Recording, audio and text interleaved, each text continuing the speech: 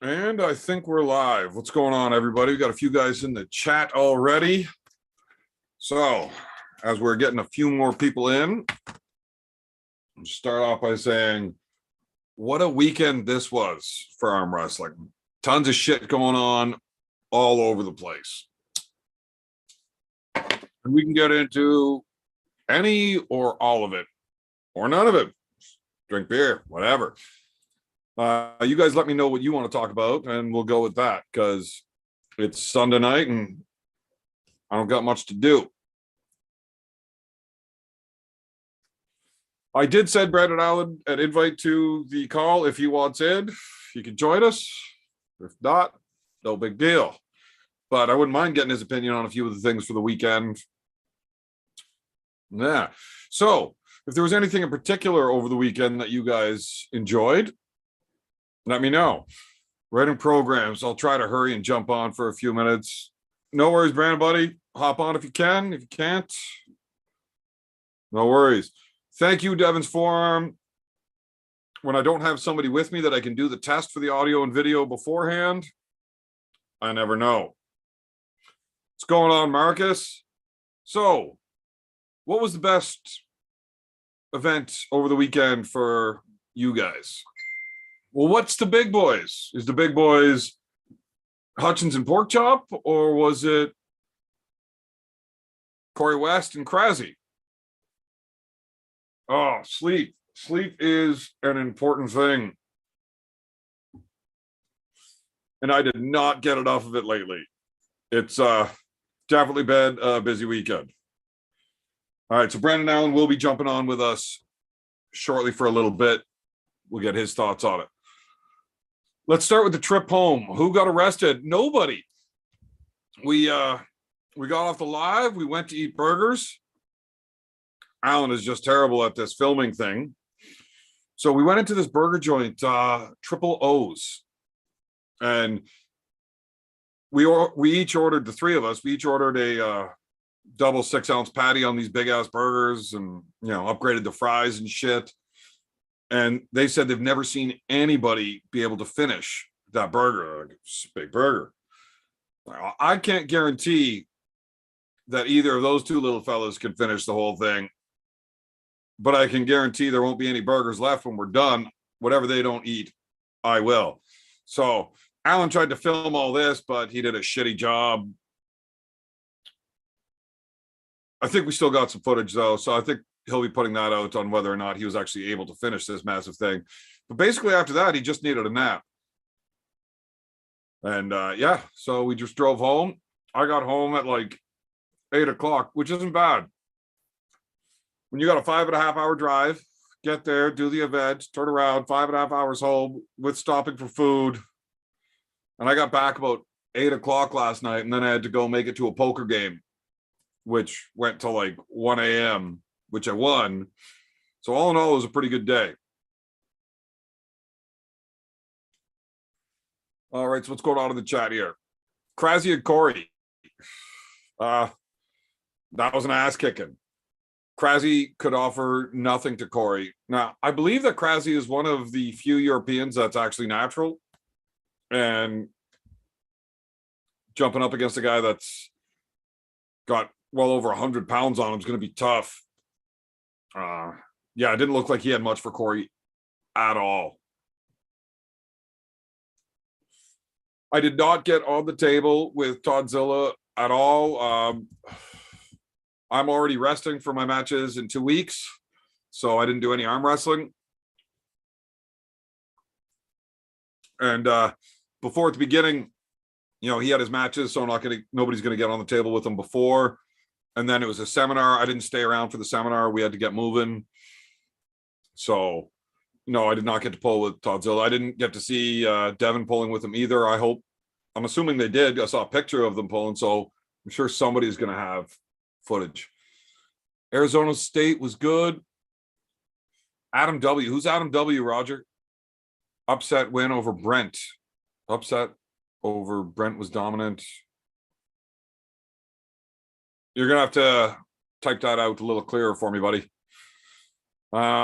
Anyone see the photo of Dabe? Yeah, I did see the photo of it. I didn't see the footage yet. I'm sure it'll be out soon. Yeah, Toddzilla and Porkchop.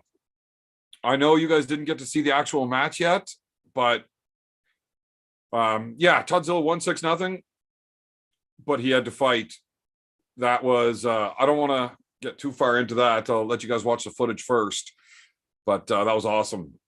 There was a couple of times where I was like, oh my God, Porkchop might do this. Jerry Cataract. Why did Jerry Cataract's nose start bleeding when he had his match with Hutchins a few years ago? I was actually there for that. Because he was pulling that high. His blood pressure went too high and fucking, shit starts bursting. Yeah, I like Brandon Allen. I don't know about Step Brothers, but I'd be like his annoying kid brother that just happens to be way better at arm wrestling.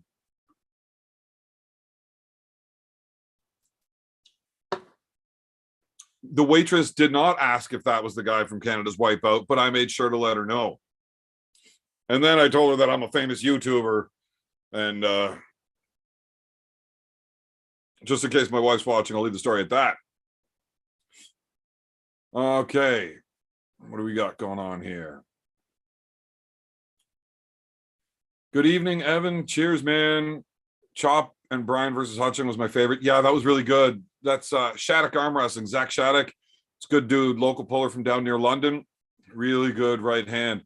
Zach, I'm pretty sure you got on the table with Alan, did you not? Let me know how that went. I was outside drinking or something when you guys were on there, but Alan said you guys were pulling, you felt strong. PEDs is why his nose bled.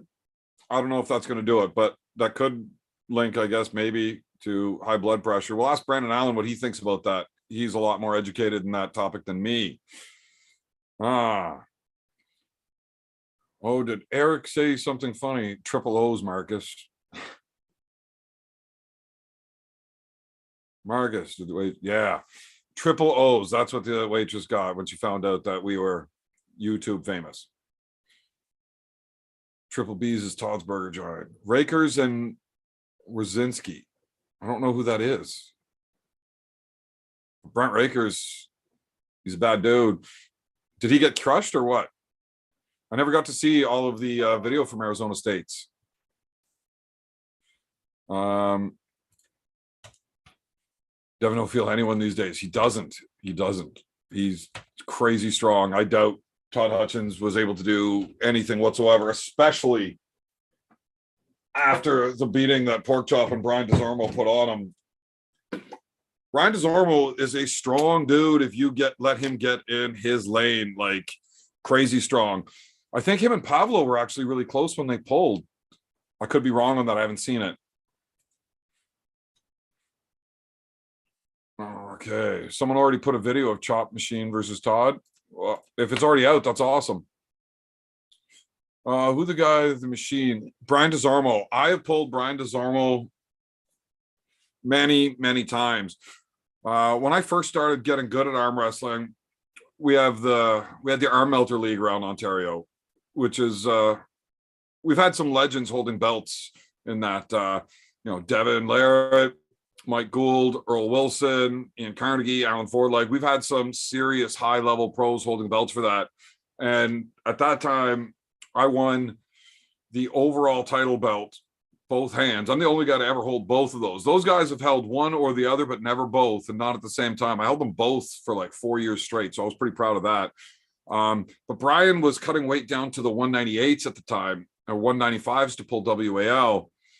And as he started climbing up in weight and getting bigger, as I was coming down, we've ended up meeting.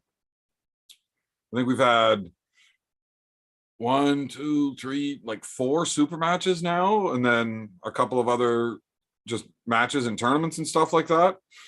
Left-handed, I've got a pretty good record on him. Right-handed, we're pretty close overall for wins and losses, but I think right-handed he might have a little edge. I'd have to dig into that a bit. But yeah, Brian Desormo, strong as fuck. And when the matches that I do beat him in right-handed, I got to fight for them. And the matches that he beats me in, he wins very easily. If you let that dude out into the lane that he wants to drive in, good fucking luck. I actually wasn't surprised when he got out on Todd and Todd had to like fight for him to try to reel him in, that Desormo was able to pull right through him. You can find videos of Brian Desormo pulling Jeff Dabe left-handed where they've had, I think they've had 2 super matches and both were 3-2 for Dabe, but absolute wars. Adam W's Adam Warzinski, by the way. I don't know if I'm saying that right. What's up with Artem, Ray, and several of those other guys competing in the tourney before the pay-per-views super matches? Really? They pulled a tournament before super matches? That's ridiculous. You know it's free beer when it's Molson Canadian. Actually, it wasn't. We stopped at this little like mom and pop shop on the side of the highway on the way to Toronto in the morning, and their fridges were broken. So the only case of beer they had that was refrigerated was a 30-pack of Canadian. So I drank it. Do you use PEDs sometimes? Everybody uses PEDs sometimes. Coffee is a PED. Versus Ray. I did not see the match between Ray and Artem. Zach Shattuck. Yes, I did. We locked up right-handed. I felt really good with him in the straps. He said he was sore, so he wasn't the real Allen I would pull him. Yeah, well, that's Allen. He's always going to have some type of excuse for you. He is strong as fuck. How do I see BLM and Chance going? Mulville's strong, young. He works so hard. I don't know. We'll really find out once they do the rest. We'll find out when the match happens. I'd have Mulvihill as the underdog, but I think he can get it done. I think Chance can get it done. The match could go either way. It really depends on the day. Like the 4-way that we had, the lightweight 4-way before the Todd Hutchins match. Anybody that watches that. So it was a really unique format. 4 guys, 6 rounds, point scoring for who the overall winner is. So it's not necessarily wins and losses, but how you win and lose based on points over the 6 rounds. That was super cool. But if you watch those matches, people are beating people all over the place. Matches are getting crazy good. And in a 4-way, when matches are that close, you could run that exact same event once a month for 6 months, and you're not going to have the same results each time. Like, it's just not going to happen. That's just how it goes close. Yeah, but even fresh for fresh, Devin crushes. Devin crushes who? Hilarious, Marcus. Marcus, did you erase something? I didn't see it. Was cool seeing Giannis beat. Oh, both are amazing. OVHH power. Absolutely. Are you the best arm wrestler in your family? Best arm wrestler, yes. Am I going to win every time? No. So my youngest brother, Brett, we call him the Duckfoot. He's a fucking ogre. Right-handed. I think I've got 2 wins on him, but he's got like 12 wins on me in competition. Left-handed, I've beaten him every time. My next youngest brother, Brad, he's the only one of the brothers that has beaten me both right and, well, he's the only one that's beaten me left in competition, but he has beaten me both arms in competition before. James has never beaten me in a competition, but he's got a better record against the rest of my brothers right-handed. And then my older brother, Adam, he's beaten me right-handed a few times. I've beaten him a right-handed a few times. Yeah, the only tournament Adam's ever taken home first place in, though, I believe he beat me out in the finals at. So all of my brothers, they're big, strong dudes. Like, I'm the smallest guy out of my brothers. Like, I'm just the smallest man out of the 4 or 5 of us. I'm heavier than one of them, but he's 6'4", right? He's just super fit, and I'm kind of fluffy. So I'm the runt of the family. Evan, have you ever pulled Brandon? Brandon who? I pulled a lot of Brandons. Everyone except the cousin from the birthday party. Wow. We don't talk about that guy. Has Evan ever pulled BLM that's from the same club? I've pulled Mulvihill in competition and tons from in practice. In practice, I have a perfect record, or not in practice. In competition, I have a perfect record against Mulvihill. No, I don't. He beat me one time left-handed in the 2017 Brockville Rib Fest, but that was a terrible, terrible call on the refs. We slipped, we went straps, Brandon hit. I caught it way up top, and they just called it pin. I'm like, you're out of your fucking mind. Like, that wasn't even close. That was 4 inches above the pin line. But it was starting to get dark, and it was very late day, and the ref's like, look, the pin line's still shaking. Like, give the table a little shove, and you watch the pin line shake. I'm like, they're going to shake as soon as the table moves. It wasn't close. But they thought it was a pin. It wasn't close. We both walked off the table laughing. Mulvihill was like, yeah, I got away with one on that one. But I got away with a pretty shady win on him right-handed that day. So it all works out. Ray and Yanis powered by Latvia. I didn't get to see those matches. What happened with Coach Ray and Artem and Yanis and Corey? I heard Yanis beat Corey 3-1, but Corey did drill him once and looked really good. That's about all I know. They pulled their non-dominant arms in the tournament before. Okay. Well, if they pulled the arms that they weren't using in the super match, who cares? Super chats are a PED. That's hilarious. Wow. Super chats pay for my beer, which is a PED. Doesn't matter left or right. It's pay-per-view super match we paid for. Both should be 100% for the match we paid to see. Well, you're really not taking a whole lot out of your right arm by pulling left-handed in the tournament. I think it's okay. Yeah, well, if super chats are PEDs, Marcus Thompson is like fucking trombone.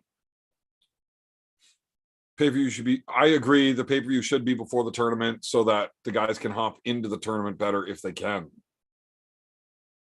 I don't like it afterwards, personally. Have you ever pulled Brandon Allen? No, I've not. I've never met Brandon Allen. I'd love to. We're going tournament yearly, see you the king of the family. More often than not, I'm going to win, especially if there's big prize money. John Hope, Evan, experience with DMT. Hope you like your trips. Maybe. DMT is a very special thing. I'll tell you that. Ray won right, but it was closer. Ray destroyed Artem left. I can see it. I'm going to watch it as soon as I can, but I haven't had a chance. It's been a really busy week and all over the place. The one Corey drill him, Yanis was only awake. Power nap, Yanis is a beast. Yanis is incredible. He's one of the best in the world for sure. But Corey Miller is a bad dude. I didn't think it was going to be a 3-0 for either guy. But Corey got the first in a flash. Yanis got it from there pretty easily. Makes sense. Just, I know Corey's fast. And if you can get once around there fast enough, I thought he could do at least one. I wouldn't have been surprised if Corey was able to get it more than once, though, either. Yes, I pull in 2 weeks. Left-handed against Austin Jaggers, right-handed against Jamie Staken. Neither of those matches are going to be easy or fun, but as soon as they're done, I'll have enjoyed it.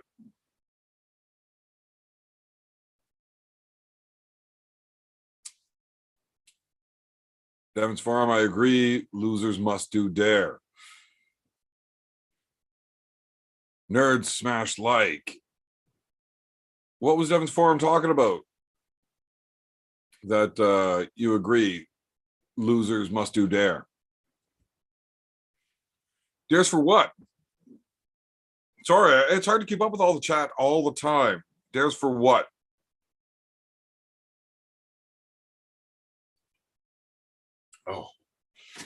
Oh, it's dangerous how good these beers are tasting tonight.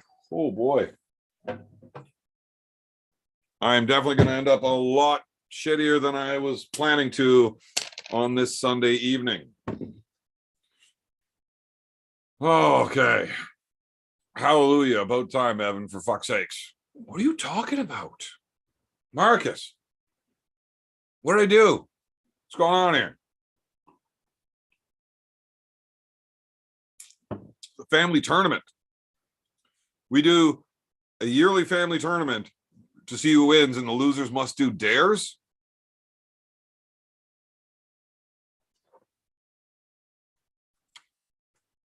I don't know if that's a good idea. You guys realize that I'm like the tame one in my family, right? My brothers are fucking savages. The dares that will be put forth not only would not be allowed on YouTube, they're not necessarily even going to be legal. I don't know if we're allowed to do this. How close in skill is the red shirted guy to pork chop? Now, when you say red shirted guy, I'm assuming you were talking about Brian Desarmo, who is also pulling against Toddzilla. Yes, no, let me know if that's what you're talking about. The red shirted guy being the other guy with pork chop pulling against Toddzilla. Oh, Jesus. Pay-per-view for that. I don't think there's a network that'd touch it. Like, I don't think you understand the depravity that goes on within my family. I'm the black sheep of the family because I'm too tame. Like, oh, Evan, you got boring, you got old, you have too many kids, and now you're boring. You're not fun to party with anymore. You don't do anything crazy anymore. Back in the day, though, I was a little wild. So, yes. Brian Desarmo. Well, the original question was how close in skill? So, first off, let me start by saying both Brian Desarmo and Pork Chop are my friends. I like both of these guys. That said, I have told them both this. Power is not their biggest problem when they lose matches. It's not because they are not strong enough. Both of them need work on the technical side of arm wrestling. I am not stronger than either one of them. I don't lose to either one of them either. Now, I think Pork Chop is strong enough that he would beat me right-handed anyways. Desormo and I very close right-handed. I think if you give us 2 months notice, we're going to pull a match. I think I'm going to win it. It's not going to be easy. I don't think I would beat Pork Chop in that same right-handed match in that same time frame. Brian might be able to beat Pork Chop in that match, even though I think Pork Chop would beat me and I'd beat Brian. That's just kind of how this math works. So both guys being stronger than me, me being the best technical arm wrestler, Pork Chop being the worst technical arm wrestler, and Brian being somewhere in between. Stronger than me, but not good enough on the technical side to beat me, but not as strong as Pork Chop, but better on the technical side. So I think he'd still be able to get a win or beat Pork Chop.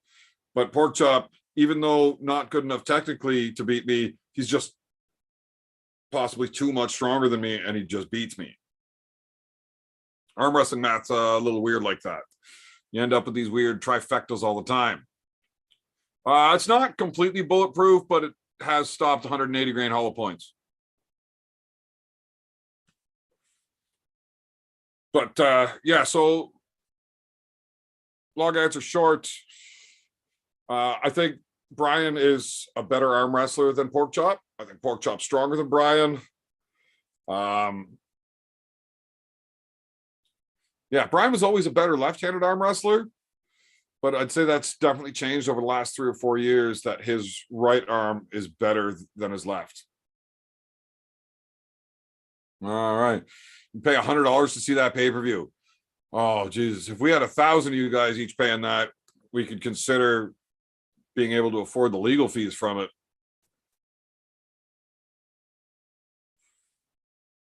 Oh, you'd personally travel to attend that one? Marcus, we get some really bad ideas. I mean, they're all great, just really bad. It might be worth seeing in person, because I think half of it wouldn't even be able to make it onto the pay-per-view.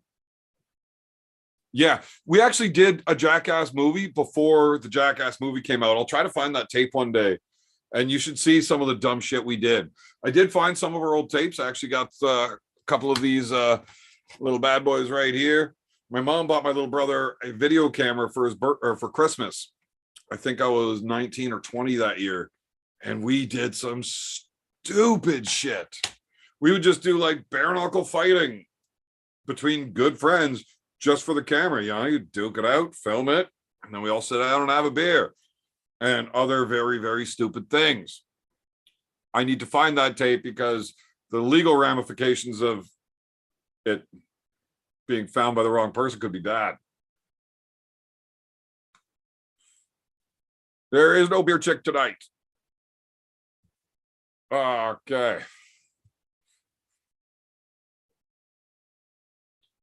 What do we got going on? I get lost in the chat so easily, man. My bad. It's tough. Get my seat ready. Well, your seat's actually cleared right off if you're coming over there. Get my mustache. Well, it's not my mustache, but Uncle John's not here, so it's mine now.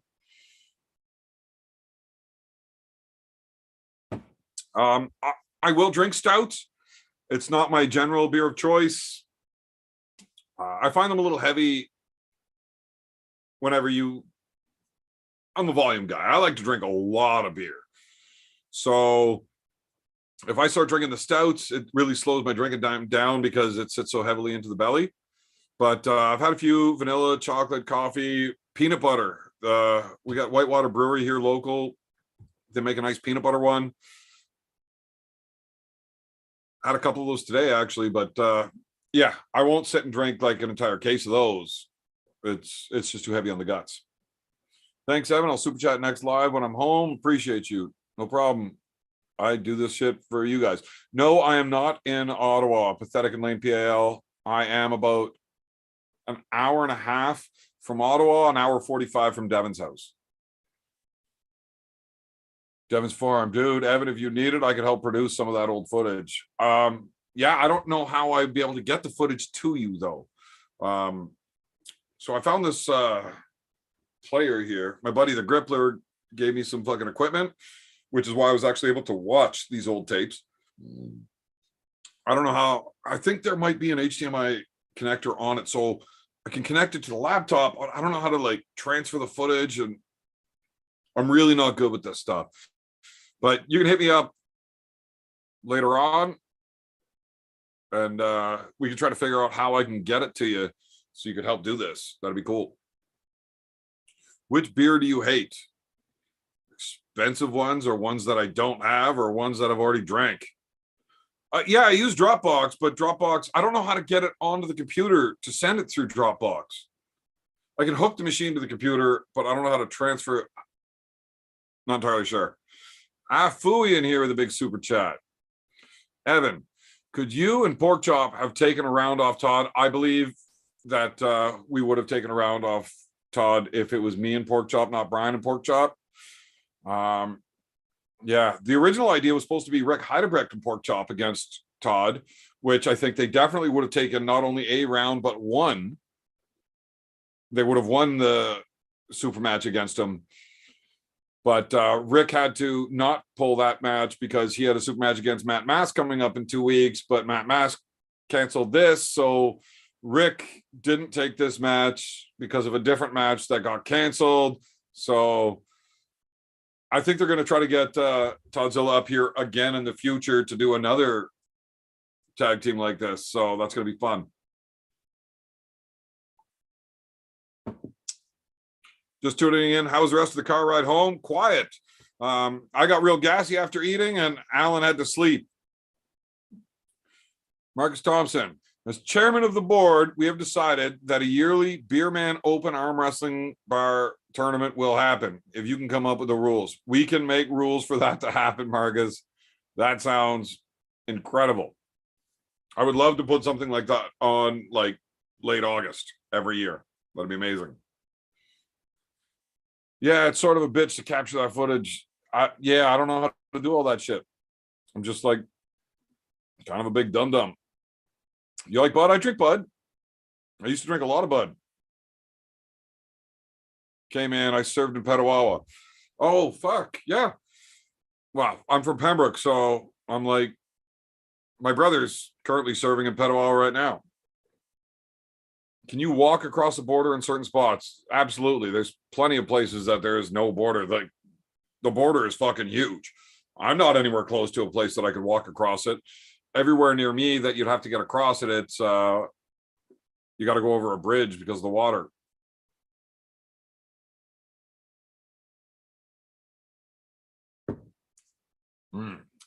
Open bar arm wrestling. Open arm wrestling bar.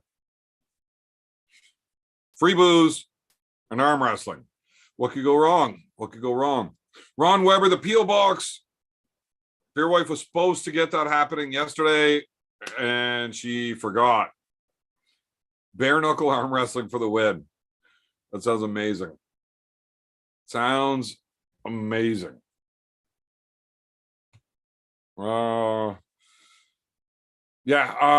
Actually, after watching the way everything went, I was actually offered a spot in that pork chop and against Todd before Desormo took it.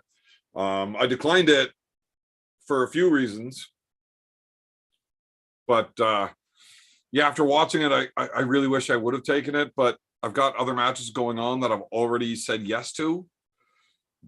And, bailing on a match that you already said you would do is, well, it's rude to the, the tournament promoter, your opponent, everything. Evan, I can see Evan sit on a throne like Tyson Fury. Tyson Fury's a bad dude. I haven't got to see that fight yet either. I heard it was anybody in here actually watched the Fury fight? Because I haven't found footage of it yet. I can't wait to. I heard he won by knockout, so I really want to see it. I really like Tyson Fury. I'm a big fan of his.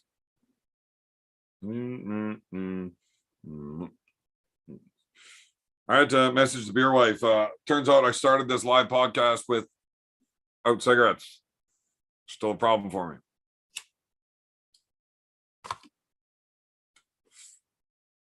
Did you ever see those old XR matches? Dudes chained to the table and punching and kicking. Yeah, I've seen a lot of them. It's so fucking stupid. I love it. I love it so much. If we could get some real money involved, a few of us would actually do it for sure. I would not want to ever do that against my youngest brother. I ever got to fight that guy, I want to be able to move. I do not want to be chained in place in front of that fucking ogre. Was watching a poker after dark a few days ago, and they were talking about arm wrestling for a second. Really? Interesting. Daniel Negreanu said something about a Russian champion at his house once. Haven't seen it. That'd be fantastic. Yep, we watch it and listen to Jake host it. Jake hosts everything. The guy's a machine. He doesn't stop.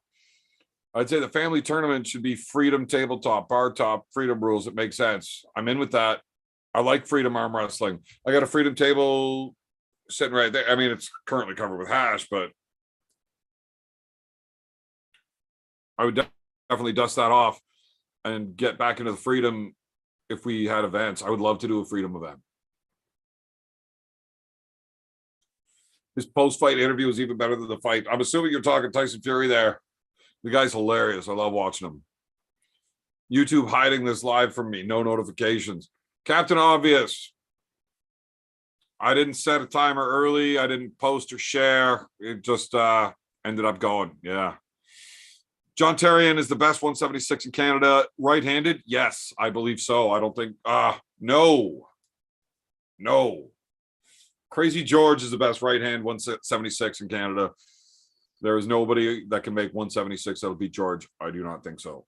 But outside of Crazy George, who's just an anomaly, yeah, no, John Terrian's a bad dude. He might be the best left-handed as well. I don't know. I know his left's not as good as his right. But yeah, Terrian's awesome. They were talking about some poker pro who's also a really good arm wrestling, apparently, until he shattered his arm. Wonder who it is. Tarzan and Logan are doing good. Logan just bought an 881 Still, which is the biggest chainsaw ever bought and put out like on production line for the public to buy. You should definitely need a license to buy this thing. It's a beast. It's 127 cc's. Like, that's bigger than most Harley engines. This thing is ridiculous. He's got a 41-inch bar on it.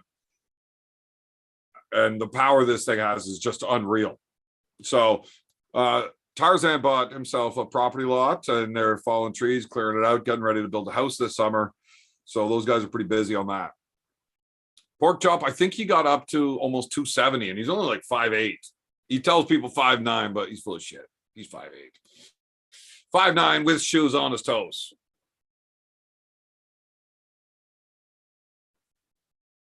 Evan, keen to come sink a few and razzle with you one day. I'm in, man. I'm in. Ben Young, what kind of weed strains are your favorite? More sativa or indica? All depends on what I'm doing. Most of my buddies all smoke indicas full time. I prefer a sativa during the day. I get more energized. I can't sit still. I got to get shit done. I want to go. And the indica is more of a sit back and relax, go to sleep. But when I'm drinking, it's usually my buddies that keep firing up joints, and I'm smoking indicas all night. And I'm just fine with that too. Whatever.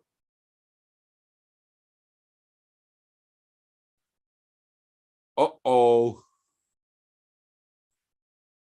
Well, here we go. This could go very poorly or very great.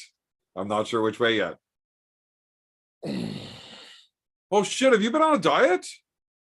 Yeah, I'm down to 285, 281, 285. Yeah, I thought you were looking a little small there, bud. Yeah, that's a word you can use. Healthy. Maybe you gotta get the camera a little closer or something. Just put a small person beside you so you can out-angle them. Like, my left arm looks huge if I go this way. What's up, buddy? What's happening? We had not much, man. Just been on the hog all day. Fucking sunburnt, riding around town, having a blast. What are you driving? 2000 Road King. Road King. A little small for you. Right? I mean, just at your size, I would have thought street, but... Street? Yes. No way, dude. Yeah, no, this is I've had a Road King before, then I had a Road Glide. That's what I got hit on, was my Road Glide, and I got T-boned at 50 miles an hour and fucking crushed my back, my vertebrae, all this shit. That's what kind of made me retire powerlifting and get more into arm wrestling. But the wife, well, I'm glad that happened then. What's that? Then I'm glad that happened. Right? Yeah, the wife finally wised up and let me get back on a hog. So I've been raising hell, fucking doing my thing. You know how it is. So, Road King, you don't like the fairings? No, I want the wind in my face. Hence how fucking red I am. Gotcha. Maybe I might throw a windshield on in the winter, just so you know what I mean. You're not fucking freezing your balls off. But in the winter, you know, mind you, we can ride year round out here in Vegas. You don't it's just hilarious to hear somebody say, I might throw a windshield on it in the winter.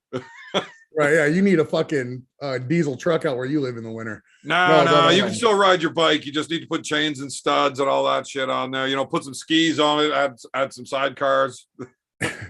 Fuck that. Yeah, dude, I've never lived anywhere where it's cold or snow. Like we have like mountains over here that, you know, our mountains go up to like 8,500 feet, you know, 10,000 feet, the highest point.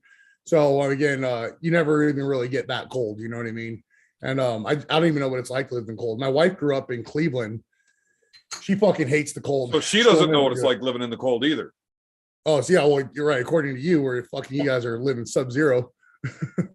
Sub-zero, half the year. Dude, we hit minus 50. How?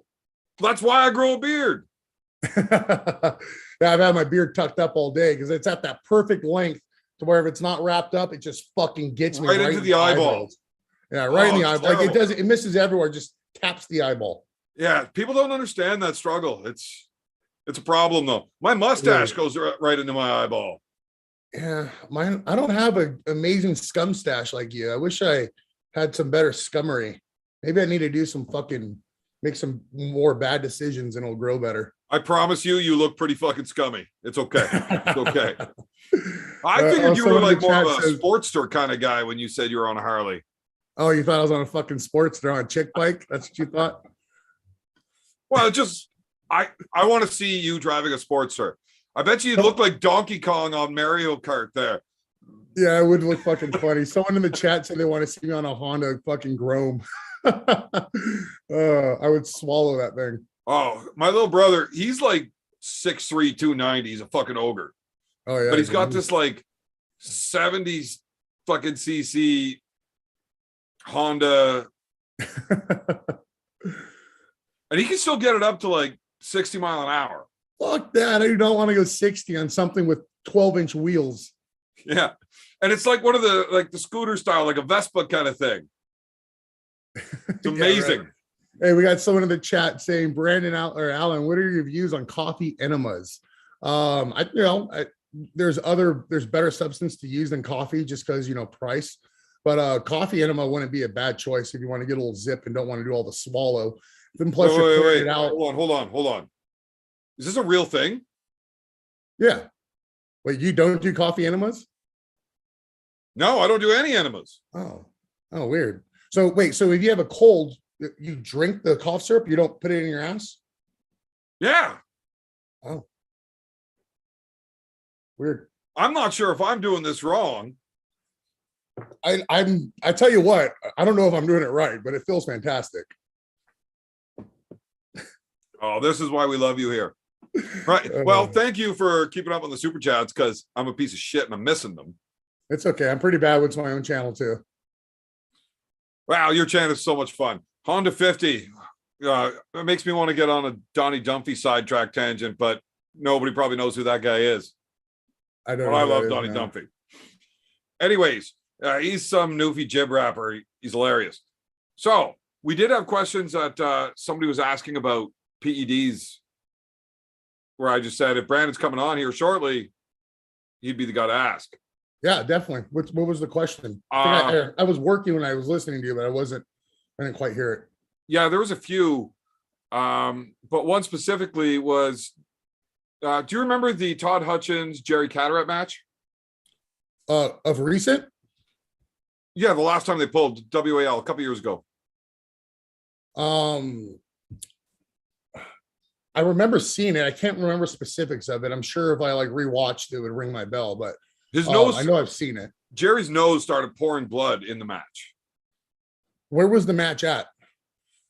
WAL. I thought I was there for that, but I wasn't. I was there when Jerry pulled Espy and Hutchins pulled Mask. So maybe Vegas or Chicago, California. I don't know. Well, so the climate would definitely play a factor. Like for example, when people come to Vegas, where I live, like nosebleeds are super common because number one, it's hot and dry as fuck, which your nose isn't used to. And then whenever you're inside, it's AC 24/7, even to sleep. So, yeah. That could be a factor. I know obviously the what people want to hear is that it's the steroids. Is it the steroids? It could be, could not be. That doesn't, I promise you, thousands of people that do steroids that never get nosebleed when they lift. So could someone be on steroids and then get nosebleeds and maybe the steroids were a contributing factor? Sure. But there's other things with Jerry. When I look at Jerry, I see, high blood pressure. I don't think diet is an important thing to him. I'm sure he runs gear. So I think all those things combined, and then maybe being in a new environment with different weather than what he's used to would contribute to that. But I don't necessarily say, oh, his nose is bleeding because of PEDs. There's a lot of other factors, you know what I mean? But running high test gear will raise your blood pressure. Sure. Yeah. Which would then make you more susceptible to a nosebleed. Absolutely. And, in powerlifting, nosebleeds are super common just because of all that pressure when you're bracing and all rushing to your head. Nosebleeds happen a lot. And that happens with people that aren't on PEDs. So one doesn't necessarily mean the other, but they can correlate. We're really bad for nosebleeds up here just because it gets so cold that a lot of guys, well, especially where I live, we burn wood all winter. Sure. It's very, very dry heat. I grew up my whole life all through the winter. I would just be like sitting there watching TV, and all of a sudden my nose just starts pouring blood, like as a child, you know? Right. There's lots of things that can cause nosebleeds like that, but I'm with Yeah, you I grew up on in, environment yeah, being a major thing for it. yeah, Also, definitely. having a big mouth causes nosebleeds a lot where I live. Yeah, definitely. If you run your mouth too hard, it's a pretty known you get a nosebleed after if you're hanging around real motherfuckers. If you're hanging around some soft ass bitches, yeah, you can run your mouth all you want, but Hey, Brandon, you can't talk like that on depends on my the channel. This circle. is family friendly. Oh, is that right, huh? Yeah. Yeah, we don't curse here. Oh, fuck So you. you're gonna have to stop. Like, settle down, buddy. Yeah. Yeah, I grew up in Cali, so it's super humid in Cali, and then I never got nosebleeds. But when as soon as I moved to Vegas, fuck, I was getting nosebleeds all the time. And plus, you know what I mean? It's Vegas, so you're partying a lot more. So you would have a reason for your nose to bleed, if you know what I mean. That could happen too. Maybe that's Jerry's problem. That's why his tongue wiggles so much. He just can't sit still. Oh yeah, that's a coke tongue if I ever seen one. That when you do too much and your dick doesn't work and you just turn into a lesbian. Yeah, Jerry looks well versed. Yeah, you got to do what you got to do sometimes. Oh, we got a $14 super chat. Cheers to PEDs and the two best beards in the arm wrestling game. Thank you, Mr. McPhee. This is all going to beer, man. I love it, man. I want to make I want my peers to do well. And if it's my bro beer, man, give him all your money, guys. Give him it all. Mm-hmm. You don't want it. So, fuck. See, here's the problem. I'm drunk and I forget. But I had a great question that I really wanted to ask you. It'll come back. Yeah, it might. But now all I can think about is the whole running your mouth conversation. Normally, if I were to see a guy that looks like you, I'd be like stuck, right? You see this dude, he's a big dude, he's got a big beard, he's pretty gnarly looking, but then he's wearing a shirt like that, and you want to make fun of him for it. Colonels, baby. And then you see him on like a Sportster, and you have to. But then your nose starts bleeding, so you blame it on the weather.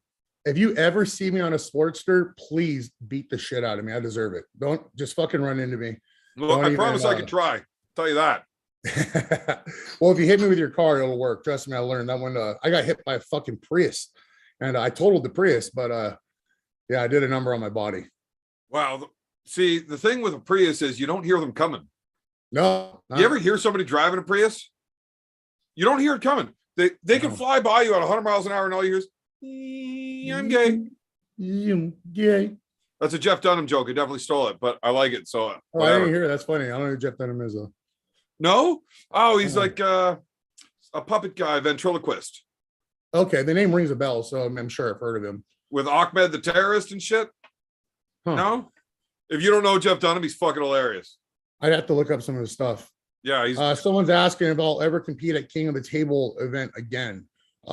Yeah, of course I would. Obviously that depends on the invite, right? So again, everything was unofficial, but the way it was told to me at the end of King of the Table 2 was that they'll definitely be bringing me back out in 2022. It'd be a much bigger match for me. In terms of the contract, it's neither here nor there. But again, things didn't pan out well for Larry. Obviously, it wouldn't make sense for me and Larry to have a rematch. And again, they also told me I could be pulling someone else on the card other than Larry, which I would like. I'd really want to pull Ryan Bowen, just because it would be good, I think, for the fans, and it'd be, I don't know, it'd be a cool match, and I'm way bigger than him, and hopefully I can beat him. But anyways, Larry losing to Khaled changes that, obviously. You know what I mean? I don't know if I'll be going this year. And to be honest, I'm kind of lucky because I'm dealing with some of the worst tennis elbow that I've ever had in my fucking life right now. And man, it's just debilitating. Like the hand, when that part gets activated, the hand just kind of gives out. So we'll see, because I have plans of doing the LA Fit Expo in 4 weeks, which is on May 21st, which is a tournament, pretty big one out here.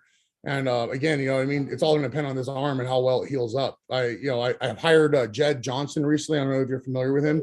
He's grip training, and my hand strength it's improving so much, so quick. It's one of the biggest things I lack. Obviously, the horsepower in my back, my arm is there, but my hand and wrist are the most compromised. And man, I wish I hired this guy fucking year ago, because I'm making advances quickly, and I know it's going to help my game in arm wrestling. But again, I don't know if I'm going to be able to put it all together in 4 weeks. Time will tell. Obviously, it's too far away to call it out now. But I'm training as if I'm going to do it. So we'll see how things go. Wow. Obviously, it's going to be your hand and wrist that's going to be the biggest problem. Right. Like, anyone that's pulled me will tell you I'm 50% stronger in a strap. You know what I mean? Yeah. And especially a guy that is proficient with a king's move, for being as new in the sport as you are, to just trust and drop out on that shit.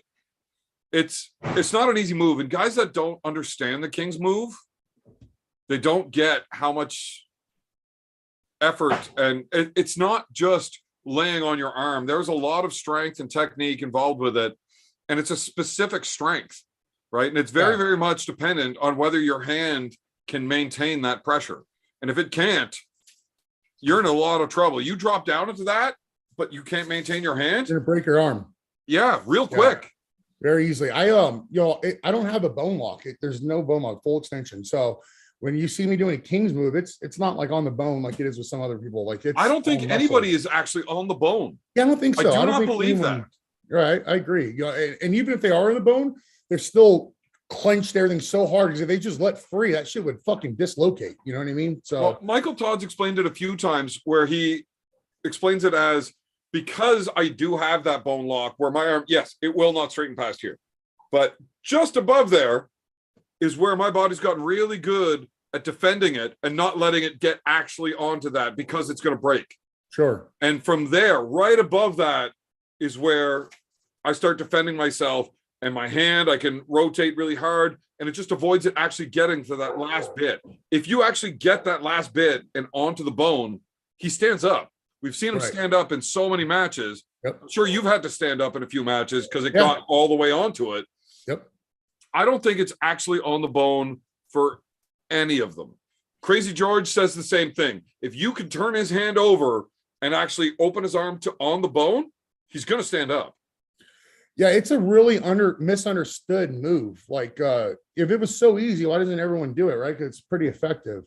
So it requires a ton of back pressure in terms of the lat drag. That's kind of why we hug up on the table and then we're pulling this way, because then it mitigates the person's side pressure. So someone with a superior hand and wrist and side pressure, when you get sideways on it, I'm not even using my hand and wrist anymore. I'm just dragging back and then staying above the table, which is compromising their hand and wrist, which gets them folded back, you see. And then once you get them folded back, if you can get your shoulder behind it with their hand folded back, I mean, unless the guy's just significantly better than you, you should win that. You know what I mean? So, and that's how I utilize the King's move.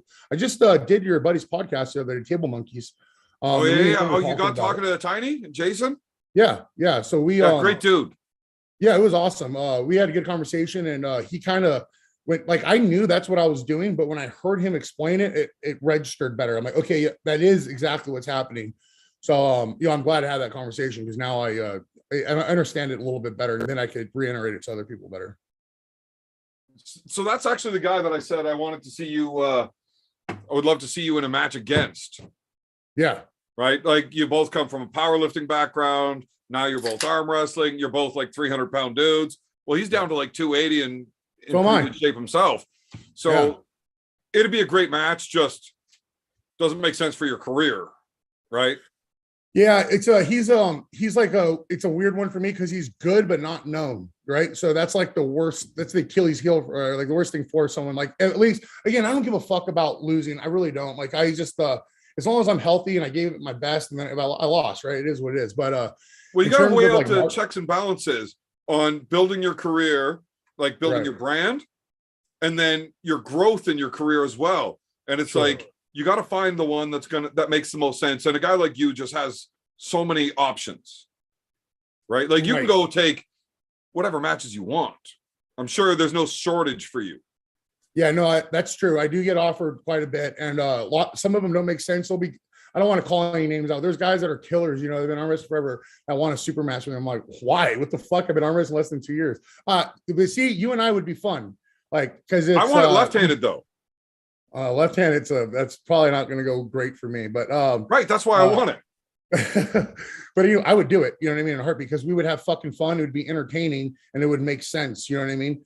So plus all the beers, all the beers. Oh yeah, but then there's guys that give no effort into social media at all. But they're like, "Oh, I want to grow my channel." I'm like, "Okay, well, I've been doing this for fucking 8 years, 10 years. Like, what do you mean you want to grow? Well, you want to use me to grow your channel? It doesn't make any sense. Where there's not enough effort put in on your end. You just want to capitalize on all the effort I've been putting in, in the powerlifting game and everything else, right? So it's hard to find that right person that's really good. I mean, that's not really good, but popular. That's like perfect for me. Like, Wow. you know. I think you're selling yourself short just a little bit on that one. You can't just have somebody that's not really good. You just can't have you're not ready to step into that elite, but you got to be looking for those guys that are really good. Right. You should be hunting a loss for your next match, is what I think. Again, if I'm healthy for you in the sport, you should be hunting a loss, a really, really hard fought loss. Sure. That's where you gain the most. Yeah, I agree with that. I think that would be good, and then in terms of motivation and things, but because I hate losing, and nothing would light a fire in my ass more than that, right? Like even when I get worked in practice, I fucking hate it, And I go into practice tired every single time. I've never gone to a practice like well rested, like never even taken. I work out the day before I go there, so I always go into practice tired, which is when I feel like I get the best work in, because then I don't just get to use my power. I have to be smarter because my power is already diminished. Absolutely. But even losing in practice pisses me off, and it makes me fucking train harder. So that's good, right? And then I think if I lost the match, it would really piss me off. Again, I don't want to fucking lose. I'll do anything I can to win. Right. I was offered if a you're match. Losing at practice, I think that you guys should start putting a little bit more effort into the thoughts process behind a practice. Okay. I don't lose at practice ever. If somebody's getting too strong for me, I will ask them to lighten up.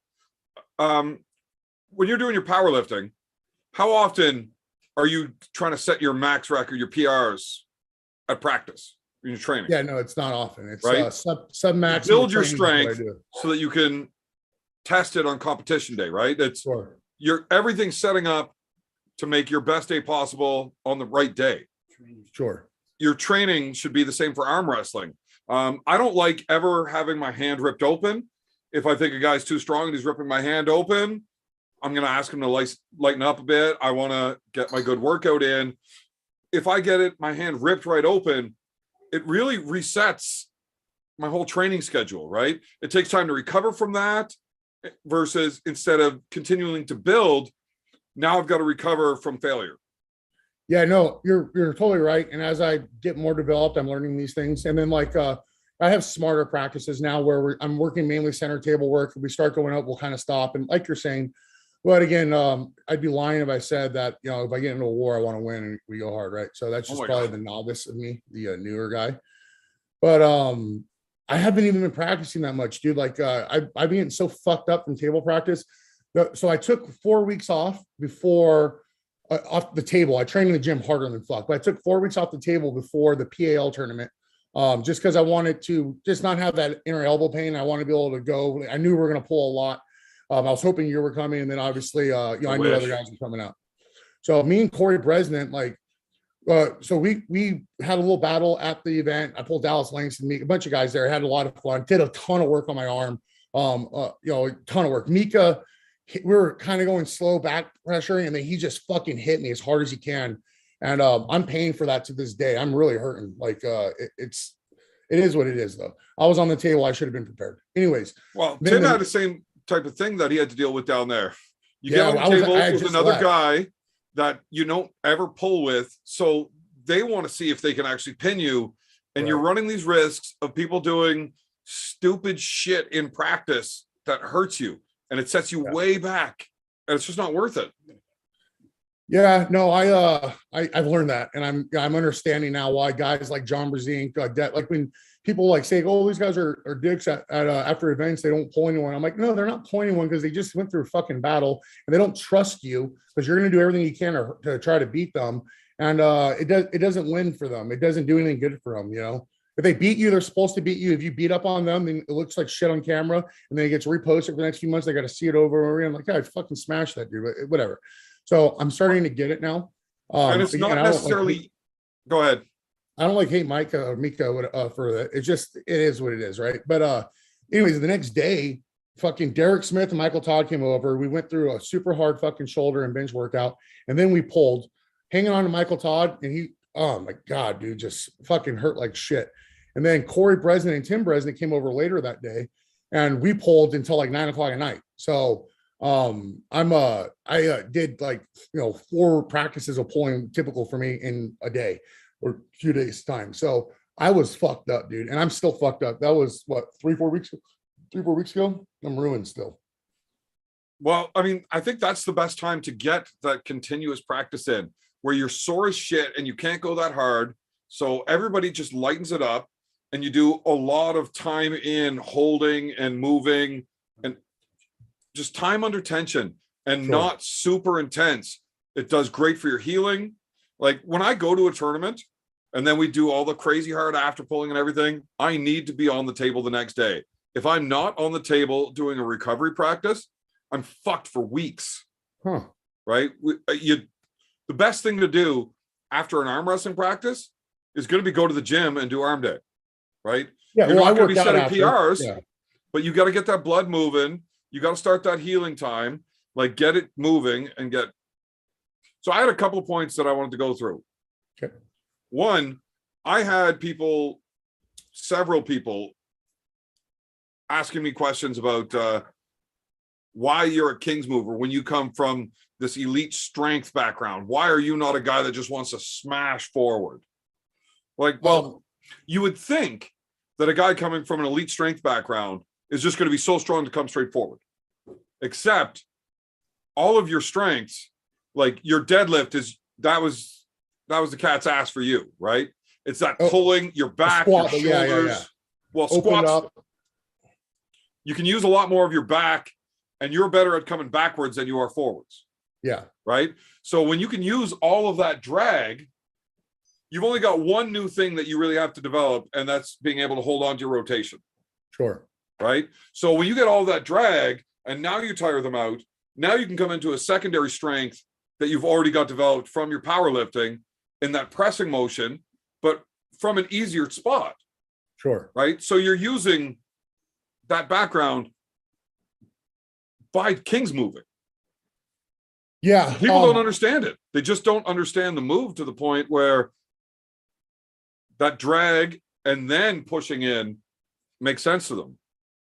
So I have a few theories on it. Like one would be, I need to train biceps for 10 years. Like guys, like why would I? That doesn't help your squat, bench, or deadlift. So I'm very sport specific. I was trained to be a world champion, to be the best there is. I didn't give a fuck about my biceps or anything else. So I never did like curls, right? Like I just didn't. So when I ever would do curls, it was real heavy cheater hammer curls. And that's just to build my finger strength for hanging onto a barbell. So swinging it at the bottom and getting up to the top and then just kind of dropping it. Mind you, at the bottom, this is when I'm only using, and then I'm carrying momentum to the top. So, for that 10 years, all I did was develop this portion, which would probably explain why I'm so strong out there. Next thing would be, I've never trained pronation in my life. So this is so weak because I just didn't train it, right? But I'm obviously training now. It's gotten much better. But anyways, now just test this yourself. Go in the gym, set the cable or whatever, however you want to rig it. Test your pronation strength up here. I'm not going to do this. Stick your arm out and test your pronation strength. You're 10 times stronger when your arm is opened up. It's kind of why guys, when they top roller, some guys will run out and then go that way because your arm is just stronger at pronating when it has more room. I don't know if this is the truth for everyone, but I think this is the truth for most. So there could be your outliers. But so I'm not going to go to the gym though to find out. But yeah, you don't need it. You can just hang on to someone's hand and twist it like this, and then open up and twist it. And they'll tell you. I've got a kettlebell here where I can turn it from in a tight position versus letting my arm out and turning it, and it's so much easier to turn it when it's out. Yeah, definitely. Yeah, you ever hang those kettlebells from your nuts to try to make them sag a little further? Oh no, I just do Kegels with them. Oh, you just clench your butthole and then that makes. Yeah, I got an egg. It's yeah, it's a Mazarenko. It's pretty big, okay. but I can do it. Oh yeah, and be careful though. If you pull those out too fast, your pink sock will come out. Yeah. Oh, the pink sock's one thing. The donkey punch, we can't really YouTube this stuff though. So yeah, fuck you. Family channel, man. Family channel. I'm sure. Hey, pink sock and a donkey punch is too far on a family channel, man. Well, we didn't describe what that meant. Pink sock, rosebud. No one knows what that means. Well, thank goodness. Thank goodness. If you don't Google it either. Do not Google any of these terms. Oh my God. Unless you're over 18, and then you probably should. Right. Yeah, definitely. Then you should. And if you're not over 21, don't drink. Right. Yeah. Well, I mean, 21's only the thing there. We can do it here at 19. Oh, that's right. That's 18 right. in Quebec. 18 in Quebec. That's why everyone up north goes to Canada to party, and everyone in the south goes to Mexico to party before they're of age. Why not? Party when you can. Dude. We used to drive down to Mexico, and we park at the border, and then so you don't drive across with your vehicle, and then we walk across the border, and then there's a bunch of bars and stuff like close. You get a cab right to them. Then there's pharmacy. So you go to the bars, whatever, have your fun. Go to the pharmacy, load up on, Xanax, whatever kind of pills you're into that you can sell. You get them for like 30 cents, sell them for $5 back home. Allegedly, I've heard about this, guys. I've never done it. Wait. So you just like walk into a Mexican pharmacy that's right at the border, just buy whatever the fuck you want? Yes. You can buy testosterone. You can buy testosterone. You can buy whatever. There's everything out there. Yeah. So, terrible idea that everybody should not be doing. No. Well, the border checkpoint right now is a good time if you want to do it because they're not checking shit. You can't Wait, that wall didn't happen? What's that? That wall didn't happen? Oh, okay, so that you're just thinking of two different things. Like we're talking about crossing legally, not illegally. But no, not the wall was not completely finished. And if you're crossing legally, going through the checkpoints, just make sure you hide it well, act like a drunk tourist, and usually you'll be okay. You would be surprised how much you can actually fit in the old prison wallet. I know what I can. That's way too many questions that I really want to, that I can't ask right now. You're welcome to try. I'll do my best. What's your PR on that? A 14-pound dumbbell. I had to shave some off the 15-pounder because I want to get in. I got a 35-pound kettlebell in there. Oh, fuck. Yeah. I've heard stories of guys going to the ER with shot put balls stuck in their butt. Shot put. That's like big around. How do you ever hear this story? Who the fuck is ever sitting around having a coffee one day and be like, you know what? I put a shot put ball in my butt one day. I know some sick fucks, and knowing when you own a gym, you meet a lot of people, people that work at hospitals, ER, shit like that. And because my personality, a sick fuck that I am, they'd be so excited to tell me like, oh my God, Brendan, today I got to tell you what fucking happened. I'll see you at the gym tonight. So, yeah. I've got a few stories for you that I'm not willing to tell right here. That's but yeah, I get it. Yeah. Someone in here saying, what, you crossed the border with pods of drugs and PEDs? No, dude. No, who would ever do that? Illegal. We're just saying that we've heard that other people have. Right. There's a rumor going around that people have done that. I mean, we've all heard the stories. Beer beard versus steroid beard. Yeah. Because hey, this is it's called a Godfather right here. This is whiskey and amaretto. Amaretto. See. Yeah, you know what? See, it might. It sounds more and more possible that you do drive a Sportster. Maybe. It definitely wouldn't be if I had a Sportster, it wouldn't be a fucking Harley. It would be like some Japanese brand. Even a Road King, though. What do you mean, even a Road King? What the fuck? It's a touring bike. Yeah, I know what it is. What's better than a Road King? Everything. Never. It's too hard on the arms. It does take a fucking, because you can't ride a Road King without 8-hanger, so your arms are falling asleep the entire time you ride. Yeah, that sucks. I had a Road Glide, which is how high are your bars?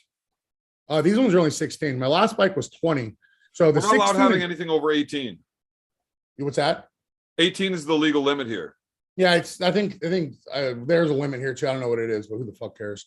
But I actually just went and bought a DOT helmet today because I was obviously rocking not a DOT. But if you get, I thought you didn't need a helmet in Vegas. No, in Nevada you need a helmet. In Arizona you don't. So it's like we can drive fucking 20 minutes that way and not wear a helmet. But yeah, here we have to wear a helmet, and that's because of all the Californians that moved here and voted fucking blue. They fucking everything up, California. Bullshit. I'm one of those idiots. I grew up in Cali, but not by choice. I got the fuck out as soon as I could. So I don't know. For me, it's just way too hard on your arms. You can't go anywhere after a practice without that fairing. Yeah, so the road glide was fucking dope in terms of freeway riding. I mean, I could literally light a joint on the freeway going 80. Like I just, and it was fucking sick for that.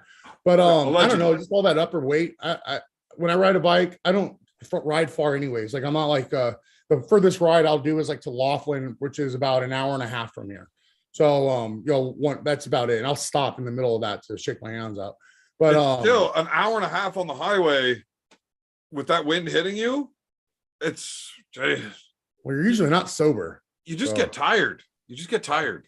So, dude, one year me and my wife went to Laughlin. It was 115, which means the asphalt was probably 160 degrees.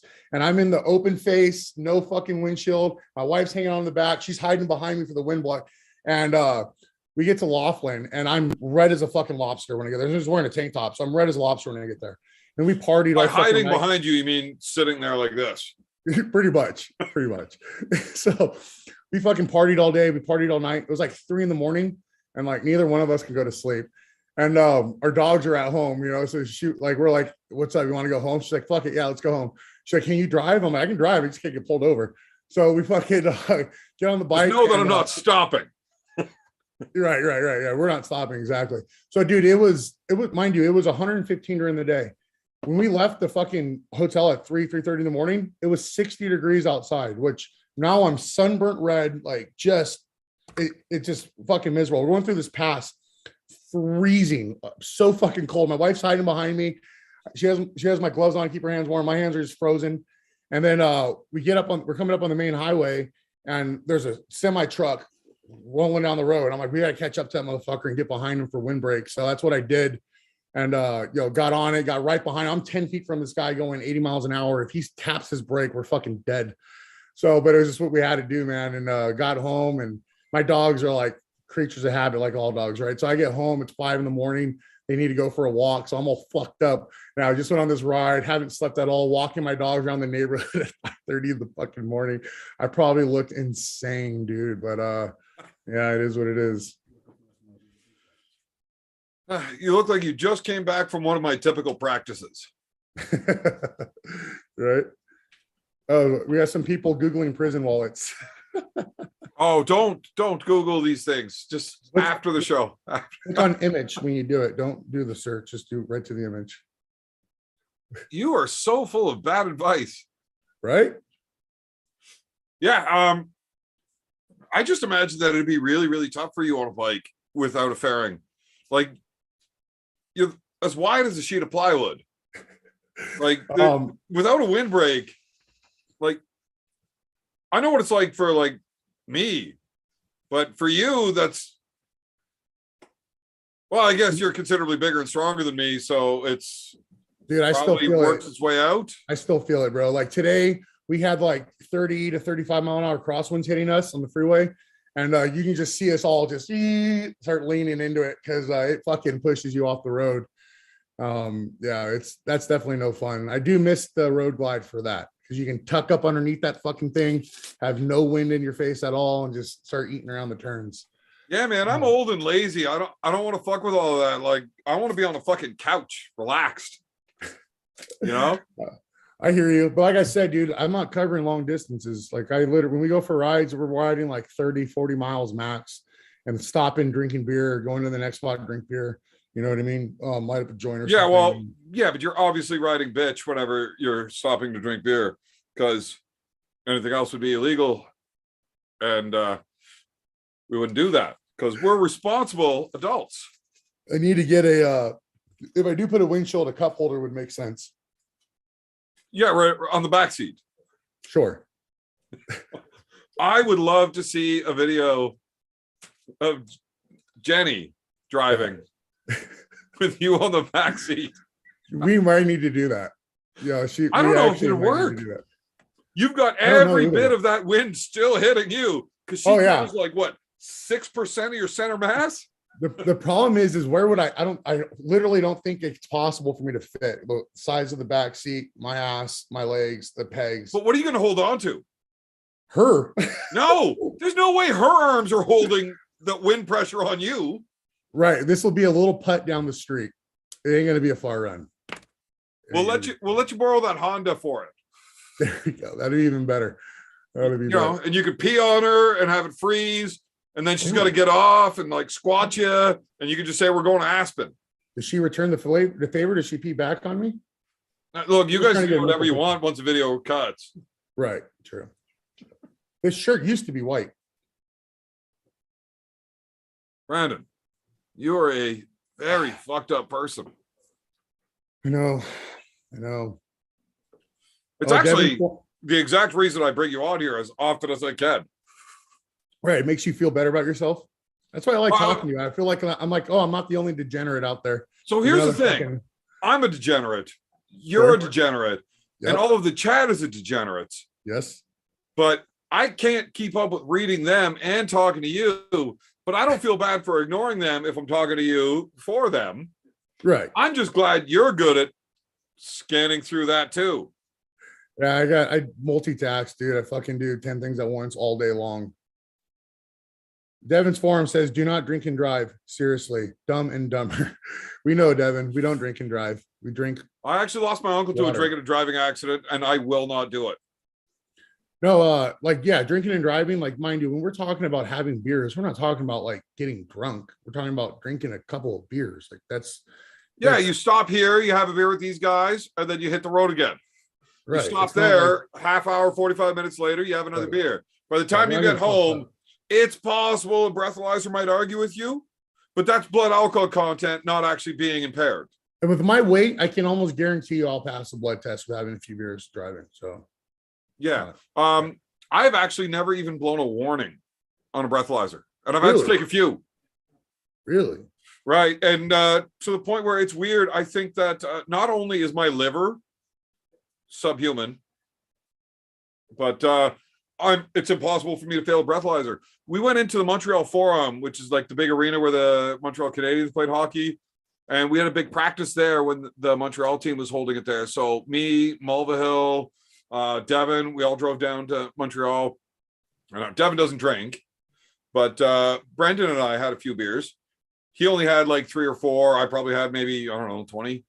right. And then as you're leaving the forum, there's all these booths with these straws that you hit the thing and a new straw comes out. You put it into the machine, you blow on it, and it tells you if you could drive or not.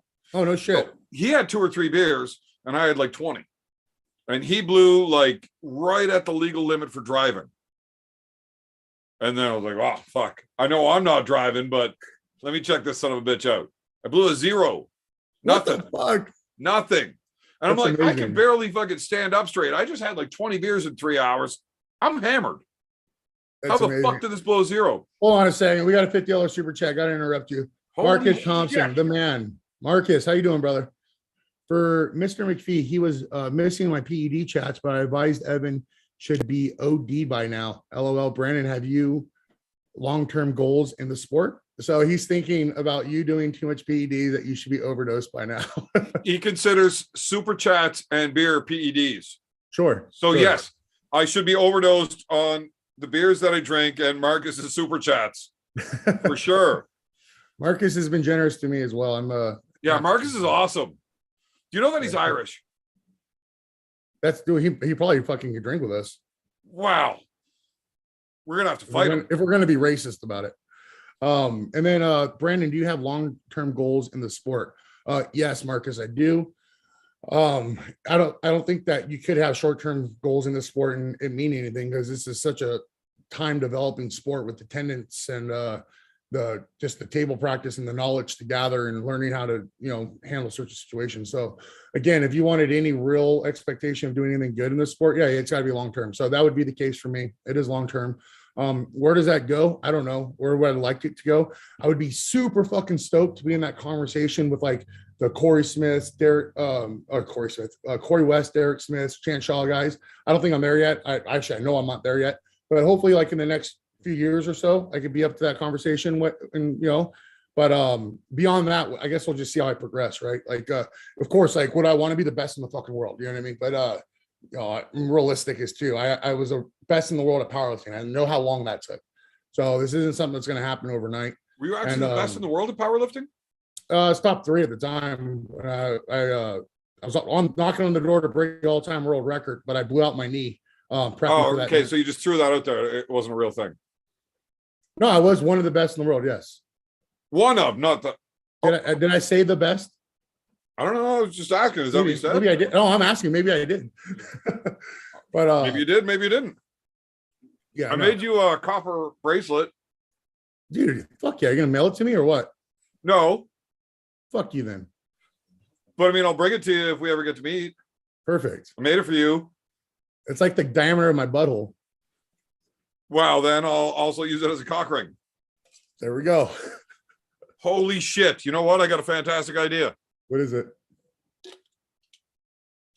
Oh, there you go. With it until I get to give it to you. That's electrified. I just made this But have you ever tried shotgunning a beer through your anus? If that's actually the same size, we could do this. All right, I have to use a tall boy. Maybe a 40 ouncer. Oh my! You guys have 40s, and you are definitely going to die from alcohol poisoning, dude. Yeah, right. You drink more than I do. I just right. drink hard when I drink. I don't drink as frequently as you. Like right. typically, but it doesn't matter. It doesn't matter. One of us is going to die from alcohol, and one of us isn't. True. I probably abused the PEDs a little harder than you did too. So, well, it depends on what you consider harder. As in, like a lot, yeah, then yeah. I think I would have definitely broken all of your powerlifting records easily if I wanted to. Oh, absolutely. No doubt about it. Right. If I put anywhere near as much effort into PED and powerlifting as I did beer, it's not close. True. It would be disrespectful for you to even attempt because you would be that much better. So yeah, we should just not do it and leave it at that. Well, here's the thing. What I've chosen in my life is I've accepted that I was just made better than everybody else. And if I were to actually focus that much effort into anything, that I would obviously be better than everybody else. So to make it fair for everybody, save some pussy for the other men. Yeah. I don't work hard at anything. No, I respect that about you. Yeah, your lack of effort motivates me. All right, we got a question. Here is it. Brandon, who would you absolutely love to pull? Love? I don't know if I would love to pull anyone. I'd like to pull a lot of people, and who I greatly like to pull. I'd like to pull Beer Man. I'd like to pull Ryan Bowen. How long do you think you have to arm wrestle for before you're actually able to beat me? Probably like 6 months ago. Ooh. Ooh. Man. Okay. I know we can't shave your beard because we can't. Jenny won't let that happen. You're asking me to wager my marriage. But what if we just kept whatever you've got tied up right now and we just shaved off the rest? If you I need to get this all trimmed up anyways. It just flutters. Yeah, it kind of looks like shit. I know, it's rough right now. I've been on the bike all fucking day. It's windburn. Fuck, you can't brush that out. I come home and it's like this. And condition twice and brush it. Fuck. I come home like this. My wife's like, "Oh wow." I'm like, "Lucky you." Yeah, I got the same problem. This shit only grows that long. That's it. Yeah, it's weird. Well, at least you can grow hair, you fuck. All my hair's falling out anyway, so that don't fucking matter. But the beards ain't going nowhere. 6 months ago. Is that a real thought? I don't think that's a real thought. I think I'm talking shit, but I know it'd be fun either way. But realistically, so oh yeah, I'll take one of these, please. And then I'll take one of those real quick. I would say we are a lot closer than you think we are. Honestly. You probably would have me ahead if we were talking realistically, just because you're really, really hard on yourself. How long do you think it would take before you could take a match with me and expect to win?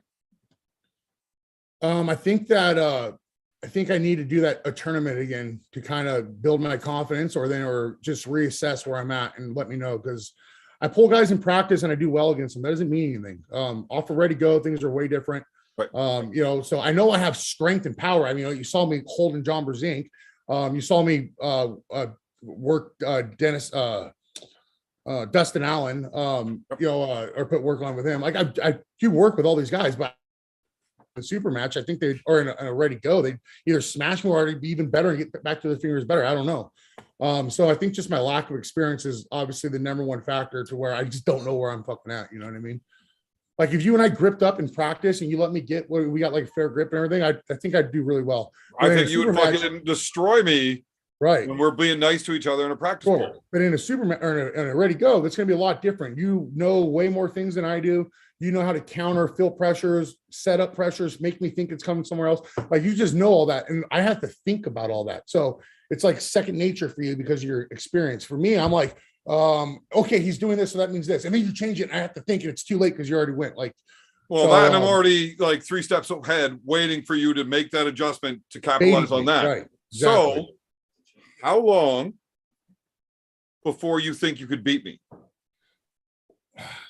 It would just depend on how much stronger I can get, because if you're strong enough, none of that means a fucking thing. Because I beat guys that are way better arm wrestlers than me all the time. Fact.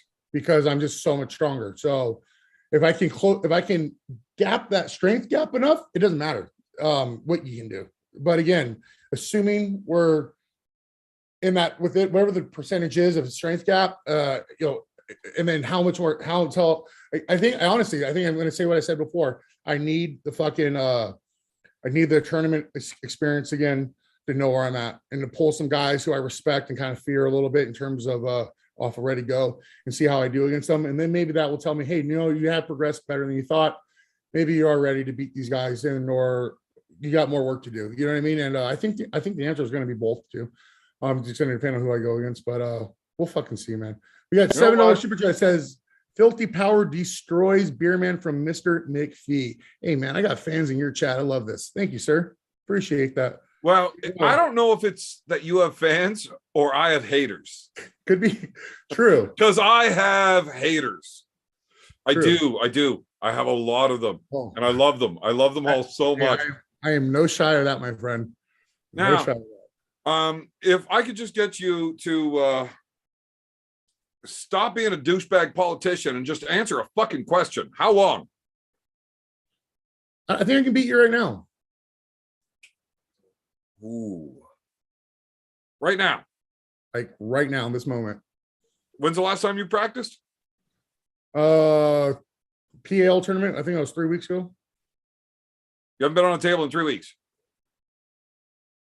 I don't like it. How about 2 weeks from now? After the tournament? 2 weeks from now is when I am primed, ready to go. I've got my match with Austin Jaggers left-handed. Yep. And a match against Jamie Staken right-handed. Yep. And I plan to be ready to go. Yeah, I honestly think I would beat you. Again, I just think I would be strong enough. But I could be wrong. Could be wrong. You must be drunk. I'm getting there. I'm buzzed. Second cocktail, sir. You know what? I am stuck in a very, very tight place. Much unlike your butthole. Because I'm a fan of yours. This is real. People are going to think it's real. It's great. I want them to know it's real. I'm a fan of yours. I am. You are an impressive human being. You have done some crazy fucking things. But I will fuck you up like in absolutely anything you want to do that doesn't involve me lifting something really heavy. Yep. Sounds good. Let's have a fight to the death, but instead of anybody dying, we just have to pull each other's beard off. Yeah, sure. That's fine. Keep it all tied up. I only have to take one good pull. No, I would definitely fan it out. That was the case. We got a $5 super chat from Proving Astrology. Brandon, Evan has terrible hemorrhoids, but doesn't treat them. He doesn't want advice, but do you have any for him anyways? So preparation. Hold on. Before we go through this, I do want your advice. I'm just tired of the fucking comment section talking about how bad my hemorrhoids are. A few weeks ago, I had like these 3 golf ball size fucking, they were not cool. Look, you've deadlifted 1,000 pounds. You know what I'm talking about. Absolutely. So I do have to piss though. I can hear you while you're talking about it. All right, here, let's go. Go pee. So yeah, when I was powerlifting and eating 8 to 10,000 calories every single day, not just one time a week, every fucking day, I was shitting like 6 or 7 times a day too. Hemorrhoids were kind of part of the game. But preparation H makes a medicated wipe, and I swear by it, it's amazing. I would only wipe my ass with these wipes, and then at the end, after you wipe it, you just kind of stick your finger up there a little bit with the wipe, of course. It kind of medicates it, and it shortens the healing time. Stop wiping too with like regular toilet paper. I have bidets in every toilet in my house. You can order a bidet on Amazon for $30. It'll plug into the plumbing. You just plumb it through the water that runs in the toilet, and that'll shoot right up your ass. No more toilet paper. Save your butthole the abuse. And then if you got the hemorrhoids, get that preparation H. All right, what do we got? No fighting words. Me and Evan are going to fight on the table. That's what's going to happen, guys.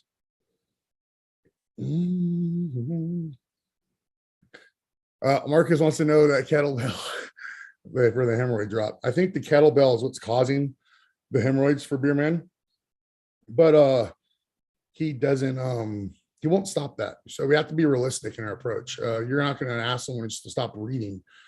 For someone like Evan, shoving a kettlebell up his ass is the equivalent of breathing. So maybe go with a lighter kettlebell, things like that. That might help him. Okay. Catch that? I didn't put any of these kettlebells in my ass when I had hemorrhoids. I'm not Oh, stupid. that's what caused them, though.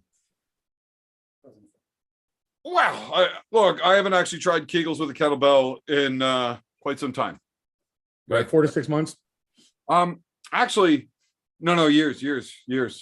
I'm actually so super proficient at clinching, I don't need to train anymore. But I had a live scheduled for like 15 minutes, and I realized I got to poop.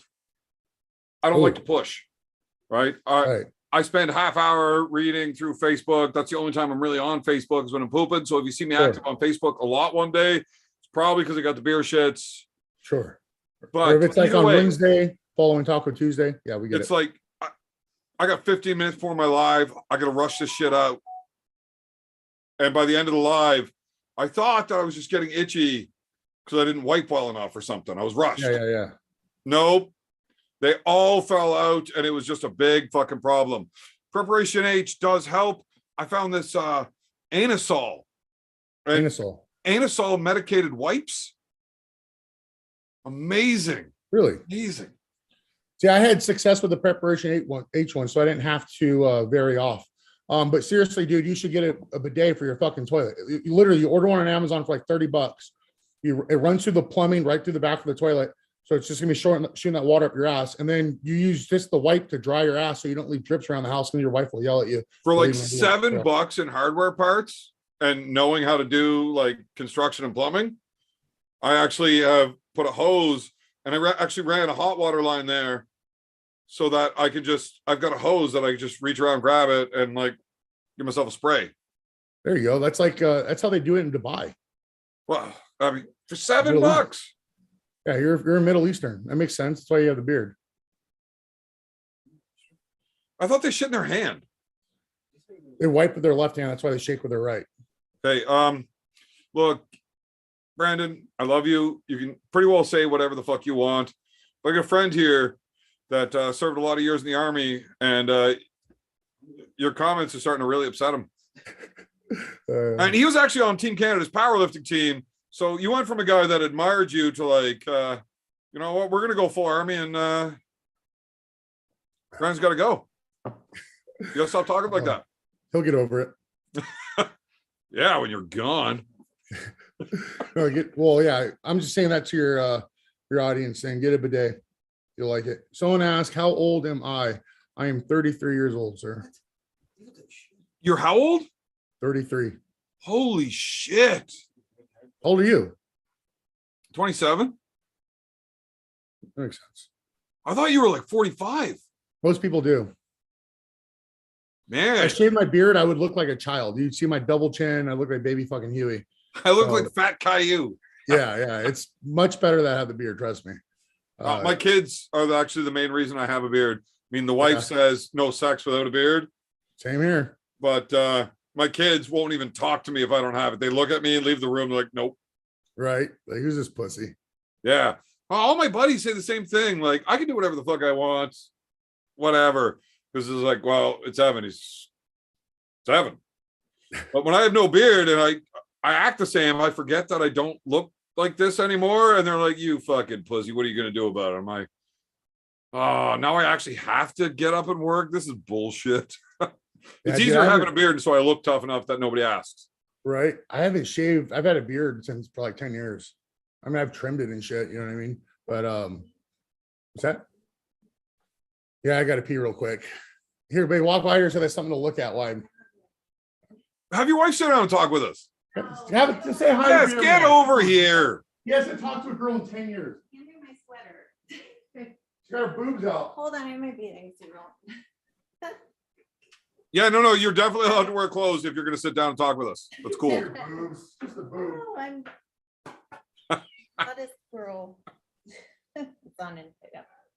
Hi. You know that once you're sitting down, the sweater didn't even matter. Yeah, well. Yeah. It's all good. So, how are you? I'm cleaning, so I'm busy. It's a terrible conversation that I do not want to have. I know.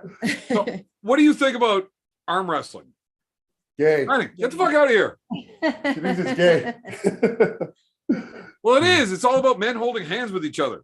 Aggressively. But we're not allowed saying the word gay. We have found an acceptable vernacular of Christian Binny's voice. So anytime you want to say that word, just say Christian Binny's voice. Okay. Do you know who Is that- Christian Binny is? No, sounds gay though. Stop saying that. Who fucking cares, dude? I'm so sick of this PC shit. Fuck that. Right. I will have, you know what? We're going to end this live right now. We're going live on your In this channel. motherfucker. And I I'm don't give a jumping fuck. all I got over this more with fucking you. Booze to drink. We're getting somebody kicked off of YouTube tonight. You can go on my fucking channel. We'll get fucking lit. I don't give a fuck, dude. This is passive. I'm in. But yeah, unfortunately, that PC bullshit is something that you just have to skirt around. But if you don't know who Christian Binny is, it's you're a lot further off than you think before you can beat me. So knowledge has nothing to do with ability, but sure. Well, that's not true. It's not true. Knowledge of history has nothing to do with ability. Okay, knowledge of history has nothing to do with ability. Okay. Right. All right, you want to shorten that down there. What's the opposite of broaden? Kegels. Shorten. Kegels. Kegels, that's right. Clenched. Christian Binny is one of the best left-handed American arm wrestlers ever. Okay. You would actually really enjoy Googling that guy's name. Okay. Or he's been in some shit. Yeah. It'll come up next to a Gambino search. Fucking A. Funny. Yeah. And if So- I cut out, it's because my computer died. Just letting you know. I just got a fucking low battery. Fucking Whatever. When you cut out, I'm just going to go get drunk. No big deal. So right there his with you, left bro. arm, monstrous hook. I think Devin was actually against him in the finals left-handed at the first WAL finale. So this is how new I am. When all I know of WAL is the super matches, like because was the tournament not on YouTube? Because I don't remember seeing anything about a tournament. No, all the tournament stuff. Like, I mean, YouTube's been around for a while, but it's been really big for only the last few years, right? Sure. Like COVID really skyrocketed that shit. Yep, I'm right there. So they had massive tournaments before they even really had the ESPN and all that deal, and that was before the super matches. So the first year, Devin didn't even drop down to 225 yet. He still pulled supers, just didn't pull right-handed. So he ended up in the left-handed finals against Christian Binny. Okay. And the dude was just like right back from like the 90s. Did you watch Pulling John? Yeah, it's simple, John. So that weird dude with the glass eyeball that talked with this really Christian Binny type voice. Okay. Super Italian that was in the hotel room with like Travis and shit. Oh, okay. Yeah, I have to go rewatch that scene. Yeah, he's a but- monster, dude. Like 300 plus pounds. Him, Tim Bresnan, and Pete Milano used to all bounce together and shit. Like wild fucking stories. So And the chat's ratting you out. They say you're 37. I'm not 37. I'm 38. Oh, you're 30. Yeah, I was born in Yeah, February, February. so 84 is correct, but I already turned 38. Oh, you old bastard. Yeah, wow. Fuck you. My wife just turned 41. Wow. I like him a little seasoned. Whatever, Why I I'm gonna like say it her, anyways. Fuck yeah. Good for her. She's doing pretty good. right? So are you. Because you're an How did ugly she end up fucking with a fucking chud. idiot like me? She just likes that you can lift heavy things. Yeah. My wife's also 6 foot tall. So fucking super tall. She probably like because I'm big, right? Just not my wiener. How tall are you? 6'1". That's tall, I'm I like guess. I'm like a quarter inch shorter than Larry. Larry says he's 6'1.5". He looks like he's like 6'2", but I'm like right there, right under Larry. I don't like listening to anything that Larry says. He's an impressive guy, and I'm sure he's a nice guy if you ever talk to him. Sure. But fuck, he irritates the shit out of me. It's funny. You've met Larry in person more than once, I assume. Yeah. Is he actually dumb as fuck? I mean, I don't know. Or are you on the spot now and you don't want to answer? Well, no, hold on. It's just No, my channel's PC and we can be like, okay, on your channel, do whatever we want, but you can't answer a question like, is Larry dumb? I don't think he's dumb. Anybody that's ever laughed, anybody that's ever heard him laugh knows he's fucking dumb. There's an odd laugh, that's for sure. Yeah, I wouldn't say he's dumb. He's just Well, anybody with an IQ under 43 has a laugh like that. is that verified? Doesn't have to be. I'm gonna have Look, to Google it. 73% of all statistics are made up on the spot. Just like that one. Like that 73? I think that's actually an accurate one. Yes. Is Larry dumb? No, he might not have the broad information of things that you have, but I think he knows more about training than you do. So Training for what? everything. He does anything at a high level. So name it. What sport? That fucking guy probably is some kind of champion in cornhole that we don't know about. You know what I mean? Like he's Who's good at cornhole? everything he does. What? Whose cornhole is he a champion of? Uh So basically what you're saying is the guy's like a savant. savant? What's that? It's just dumb as fuck, but any individual subject that he's gravitated towards, he is all over. Oh, I wouldn't say I know him well enough to have that accurate description of it, but I would say that he's good as fuck at what he does. So, and I'm not gonna sit here and bash the dude. I know we want to talk shit, but he's just one that I won't touch. Are you serious? What a pussy. Dude, when we're out there in Dubai, and Would we're you in bash Almas, him if he like- was on the call right now? What's that? Would you bash him if he was on the call right now? Oh yeah, definitely. We're talking. Oh, we're talking okay. shit. So you're one of those guys that you'll say one thing in front of somebody's face, but not if they're not here. Right. I don't want to say anything behind his back. If we were having, I would say anything behind your back that I would say to your face. Well, yeah, exactly. So if I say it to your face, it's going to be the hardest it can be. Behind your back, I'm going to keep it lighter because I want you to have an opportunity to respond. Does that make sense? Well, to me, I think everybody in the world that knows who I am understands that I'm an idiot and not to take anything I say seriously. Yeah. Well, I'm not going to argue with you on that. No, I'm actually a really big fan of Larry. Larry has done super impressive things. That doesn't mean I think he's an intelligent person. Yeah, no, I could. Well, intelligence isn't the word you asked me. You asked me if he was dumb as fuck. So Right. Well, it's the same thing. yeah. Look, I am good friends with Devin, right? Like, I can call him up. I can go sleep on his couch tomorrow night. I can do it tonight if I want. If I could figure out a way to get there, because I won't drive while impaired. But I talk shit on that guy all the time. You know? Yeah, because you and Devin are closer friends. I talk shit about my closer friends too because we're going to see each other regularly and be able to go back at it. I don't talk to Larry like every day, you know. All right. Well, Larry's not a close friend of mine. I talk shit on him the same way. I'm just the same way across the board. I don't change. Yeah, no, I ain't mad at you for that. Yeah, well, look, as long as you're okay with me thinking that you're a pussy for your thoughts, whatever. No problem.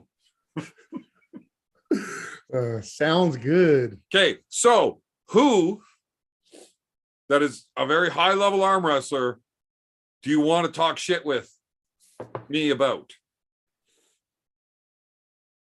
There's got to be somebody that you don't like. I don't know. And like, if it's not Tim Breslin or Mike Gould, I'm in. Because I No, don't I like like talking Tim shit about Breslin. those guys. I love those guys. Yeah, I like Tim a lot. Tim's cool as Yeah, fuck. Tim's awesome.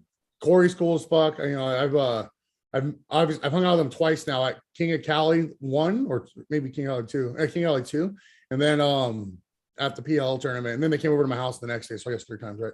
But yeah, no, they're cool as fuck. Tim Breslин's funny, right? When he sees me, he goes, "God, dude, you got so much fucking hair." Oh, Tim's fucking awesome.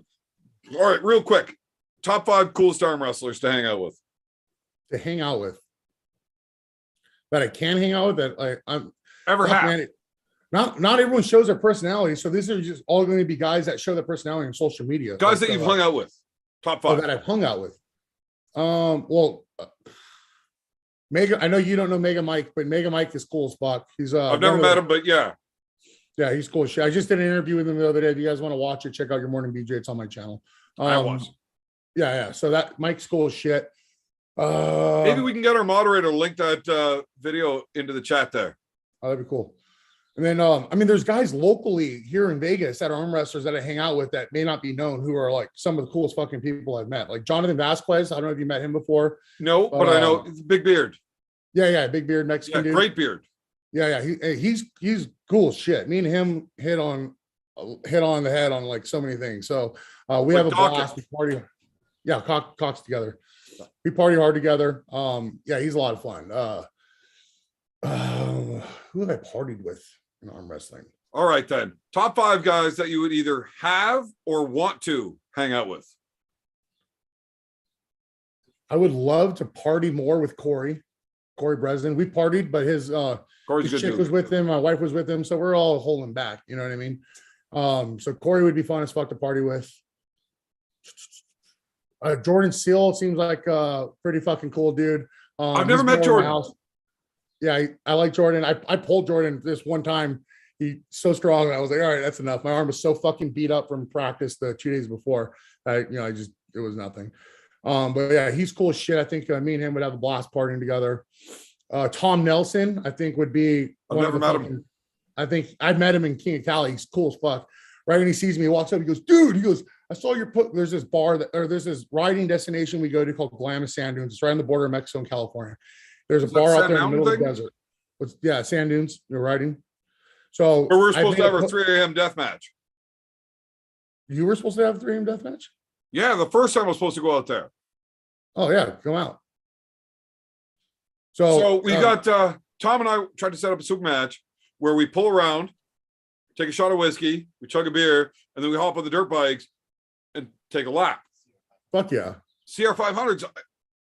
I've never been on a dirt bike in my life. Well, that's not true. I've been on little ones, but me and the throttle don't get along so well with dirt bikes. That's not the same thing as on the street. No, right? Well, so yeah, it's for 2 strokes. I didn't tell Tom, but I got a buddy that used to ride motocross that I was gonna like tag in for the dirt bike riding portion. Yeah, so Tom Nelson would be one of those guys on that list for sure. Yeah, Mike Aiello, 100%. Like me, I've met Mike. Mike is cool as fuck. Me and him do a lot of the same shit, so he'd be a lot of fun to party with. Oh, he's such a douchebag. So am I, so who cares? No, I like Mike, but he's a fucking douchebag. Totally. Yeah, he's cool as shit. Everybody thinks that he's like a fake douchebag just on Facebook. Nope. His fucking memes on Instagram are lit, dude. You don't and he means every fucking thing he says. Hey, he's hilarious, dude. And then obviously the no-brainer would be you and I fucking getting loose in Vegas would be fun as shit. That should not be allowed legally. I would rather do it in my country because I don't fucking trust your guys' fucking court system. Not that I trust mine, but I at least I'm at least familiar with them. Do so I gotta like hand Jenny the bail money ahead of time, or like you guys trust me to get it back to you? No, we got a spot in the safe for that. She already knows the deal. That's always there. All right. Well, hey, dude, I'm literally about to fucking tune out here. It says 2%. So I don't want to fucking end rash. Well, fuck your 2%, but add Mike Gould to that list. Mike Gould, yeah, he's cool. He's fucking fun. So Mike Gould is so awesome that the wife and I do this thing when it's like late at night. It's just us alone in the bed and we're making spaghetti noises. Yeah. And she calls me Mike Gould.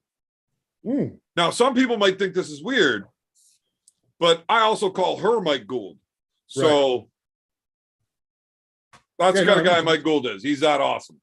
there's like some weird configuration on my ceiling. I can't seem to figure it out because if my wife ever wants to finish, she just looks back at the ceiling. She can't look at me, and then that's when things happen. I'm looking up there. I'm like, what the fuck is up there? I don't know what it is, but one day I'll It's figure just it a out. face that's not yours. Yeah. Most likely. And actually, after seeing her step in front of the camera, I'm betting there's a mirror right there. That would actually make a ton of sense. All right, buddy. Have a good night. Yeah, I'm out of here later, guys. All right. Well, this conversation went off the rails for a long fucking time. And oh shit, we got 10 minutes left. So I can start keeping up with the chat again a bit, but there is zero chance I'm reading back through that chat. I couldn't even keep up with the super chats while we had Brandon here. Anybody actually understand anything he was saying? God, such a dumbass. People that are able to lift that much weight just tend not to be that smart, I guess. Actually, Brandon Allen's awesome. Oh, B. All right, let me figure out this.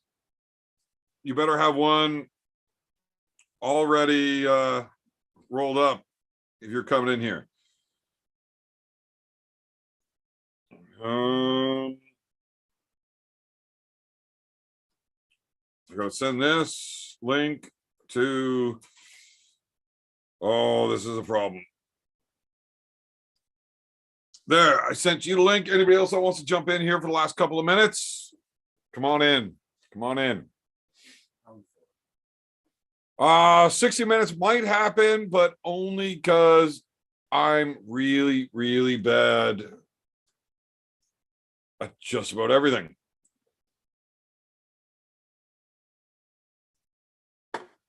Hey, my empties are building all up here. Can you bag those for me? Back to tack. Bag intact. I'm sure Big B will get in here with a giant blunt pre-rolled. I don't know. He's kind of been being a little pussy about things lately and not smoking the blunts anymore. No more backwoods for him. He's like trying to get all like sensible. So that Big B might stand for bitch. It'll be a lot more fun talking shit to him once he gets in here. Was Todd's chickadee with him yesterday? Chickadee, what? Oh, man. You need to really be more specific about what you're talking about at this point. I'm hammered. How's your beer, buddy? Good as in you need one, or good as in you still have one? All right. Oh, here it is. Shit's about to go sideways. What you got smoking there? Connect that audio first, bud. No audio yet. It's connected. Just give it a sec. Or maybe you have to push a button. Nope. No audio. Hang on. We're going to try to figure this out. We got no audio from you, B.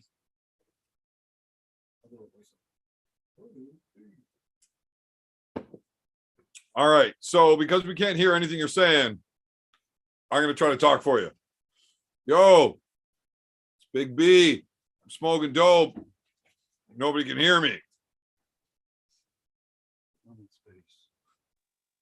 There we go. Me in my background. There we go. There we go. Oh, there we go. We can hear you now. I was about to go on a tirade about you smoking dope in space because what the fuck else was I supposed to? Are you coughing? Yeah. I'm at the back end here. Dude, you just suck at smoking dope now? Nah, bro, nah. I'm just trying to keep it healthy, you know? Is that like a real fucked up hoodie or you have like a Jerry curl going on? A little bit of a curl going.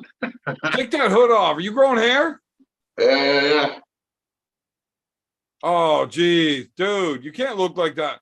Oh my God. When you let that smoke out and your whole face disappeared, that's amazing. We're gonna have to cut that shit. That's cool as shit.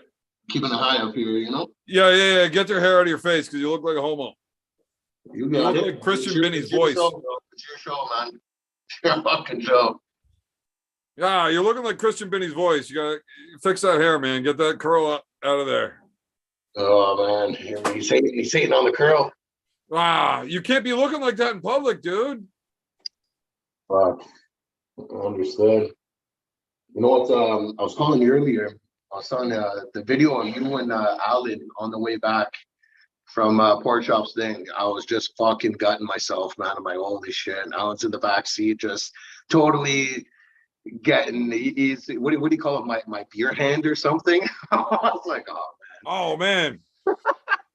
People don't understand how fucking fun Alan is when he just cuts loose a little bit. oh yeah. Like, he's a Alan's little awesome. He did a highty-tighty couple sometimes, but Alan's fun as fuck when he gets all after it. He really is, man. That guy's fucking hilarious. Alan has a couple drinks, a couple puffs of Big B spliff. He's having a good time. Yeah, well, we didn't have no Big B down there, but he got into the dart holes there. Nice. Yeah. Nice. So he had actually only had like 3 drinks at that point. So he was wasted. Yeah, he was all fucked up, but he wasn't drunk. Like, he wasn't. He only had like 3 drinks, but he gets into like the good stuff. Mm-hmm. Oh man, not too many people get that hilarious from smoking. You know, some people can smoke their cannon and they just sit around like, same fucking situation we were in before I smoked this. Alan, hammered as fuck. It's amazing. Yeah. Oh yeah. You got to get Alan like 3-4 beers and a half joint deep every time he goes live. Oh yeah, he'll have a lot to say. He'll be chatting the whole time. You'll be taking a back seat. Oh man, I would gladly just sit back and act like Godzilla in the Iraqli video and just enjoy watching fucking Alan go cut loose. Oh, it's hilarious, man. It is pretty awesome. So what's up with you? You got any matches? With you on the 7th.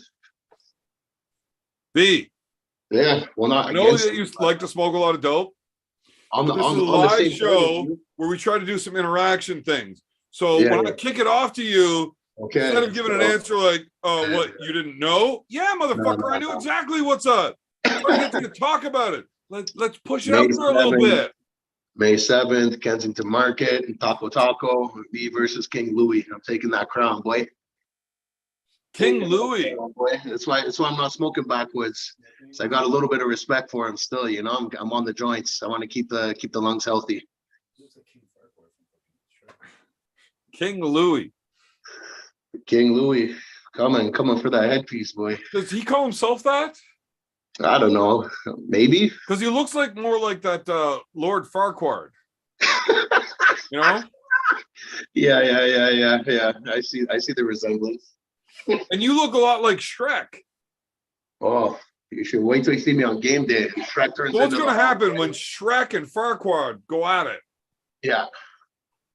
Advantage Shrek, what? I think. You got this or what? Fuck, bro. Honestly, I've been putting in the work, and I think the proof is going to be in the pudding on game day. I'm not going to talk about it. It's going to be about it. Now, just to clear this up for the fans, Big B, that's one of my guys. I help him get ready for this shit. Mm-hmm. Lord Farquaad, not one of my guys. But B, I don't know if you're ready for this. I think I got a little surprise, and I think you'll see how ready I am. I got You see the video of Lord Farquaad smashing Toddzilla? Yeah. Pork Chop couldn't do it. Yeah, but that's after fucking he was tired. I seen Mike Smith fucking hit him too. Oh, is that what you're going with? Yeah. It's on a practice table, number 1. And number 2, Big Pork took all that steam out. Like Brian, I think Brian was even able to take his hand. That's because he had his hands full with fucking Pork Chop. Or you think Pork Chop fought? I think he did awesome, bro. I think it was good. I think we knew he was close, and I think that just proved it. Like Todd wasn't able to just pull through him. He had to fucking go to that level. You know what I mean? Oh, there was some work to be put in there. I thought the match was great. Yeah. I don't think necessarily that the reason Brian was able to get through on Todd's hand was because of what Porkchop did, though. Porkchop tired out his arm real good, but Yeah. he never fucked on that hand. Brian did. And Yeah, the one round I seen it. Yeah, it looks like maybe he got the advantageous start, and he might have got the hand there. But Brian Todd is also strong gave up fighting. as fuck. If you let him you give that dude any slack, oh, that's a bad motherfucker. Yeah, I've seen you have some burners with him. I think he has a winning record on me right-handed. Yeah. And all of his wins on me are easy. Well, because my you wins were on fucking him blackout drunk. is me having to fuck him around. No, Yeah. even when we have a super match, he won the last one 3-2. Oh yeah, yeah. I My remember that. 2 wins, like I had to left. fight for. Yeah, but you beat His him left, 3 though. wins were like easy. Yeah. You know, Yeah, I remember that. if you let that dude get a little bit off go and get moving, he's like the juggernaut. Once he starts moving, stopping it's not a thing, right? Yeah. You got to shut him down early. And I think Todd may have like thought, oh, the first couple times I went and we got it. And the last time he was like, you know what? I got it. Oh, fuck. I'm in so much trouble. Got it. Yeah. You can't let that guy get going. He is a fucking beast. Yeah, I watched them at Michigan State. Yeah, I mean, it's good. It's good to see the Canadians over there fucking showing out. You know, there's a couple of the lads went up with them, and So did you see the video with him and Pablo? yeah, exactly, man. That's the only guy who could do anything with him, right? Right. So right or left? Both. I watched both. Okay. Are they fresh in the memory still? Yep. So Pablo loses to the guy I got to pull, Austin Jaggers, right hand. Yeah. But beats Austin left. Okay. What happened with Austin and Brian left? Well, Brian didn't lose, right? Brian beat him left, right? I don't think Brian finished first either. No, he finished second, I think. I think he finished second, Pablo. right, third left. Was it third left? I don't know. I think so. Okay, I thought he came second both arms, but I could be mistaken as well. I don't know. Yeah. But if you've seen the Pablo and Brian match, so Brian, after talking to Pablo and their experiences with Austin, Yeah. they're thinking I'm like a heavy favorite with Austin. Yeah. Where I thought I'm coming in as a pretty significant underdog. Okay.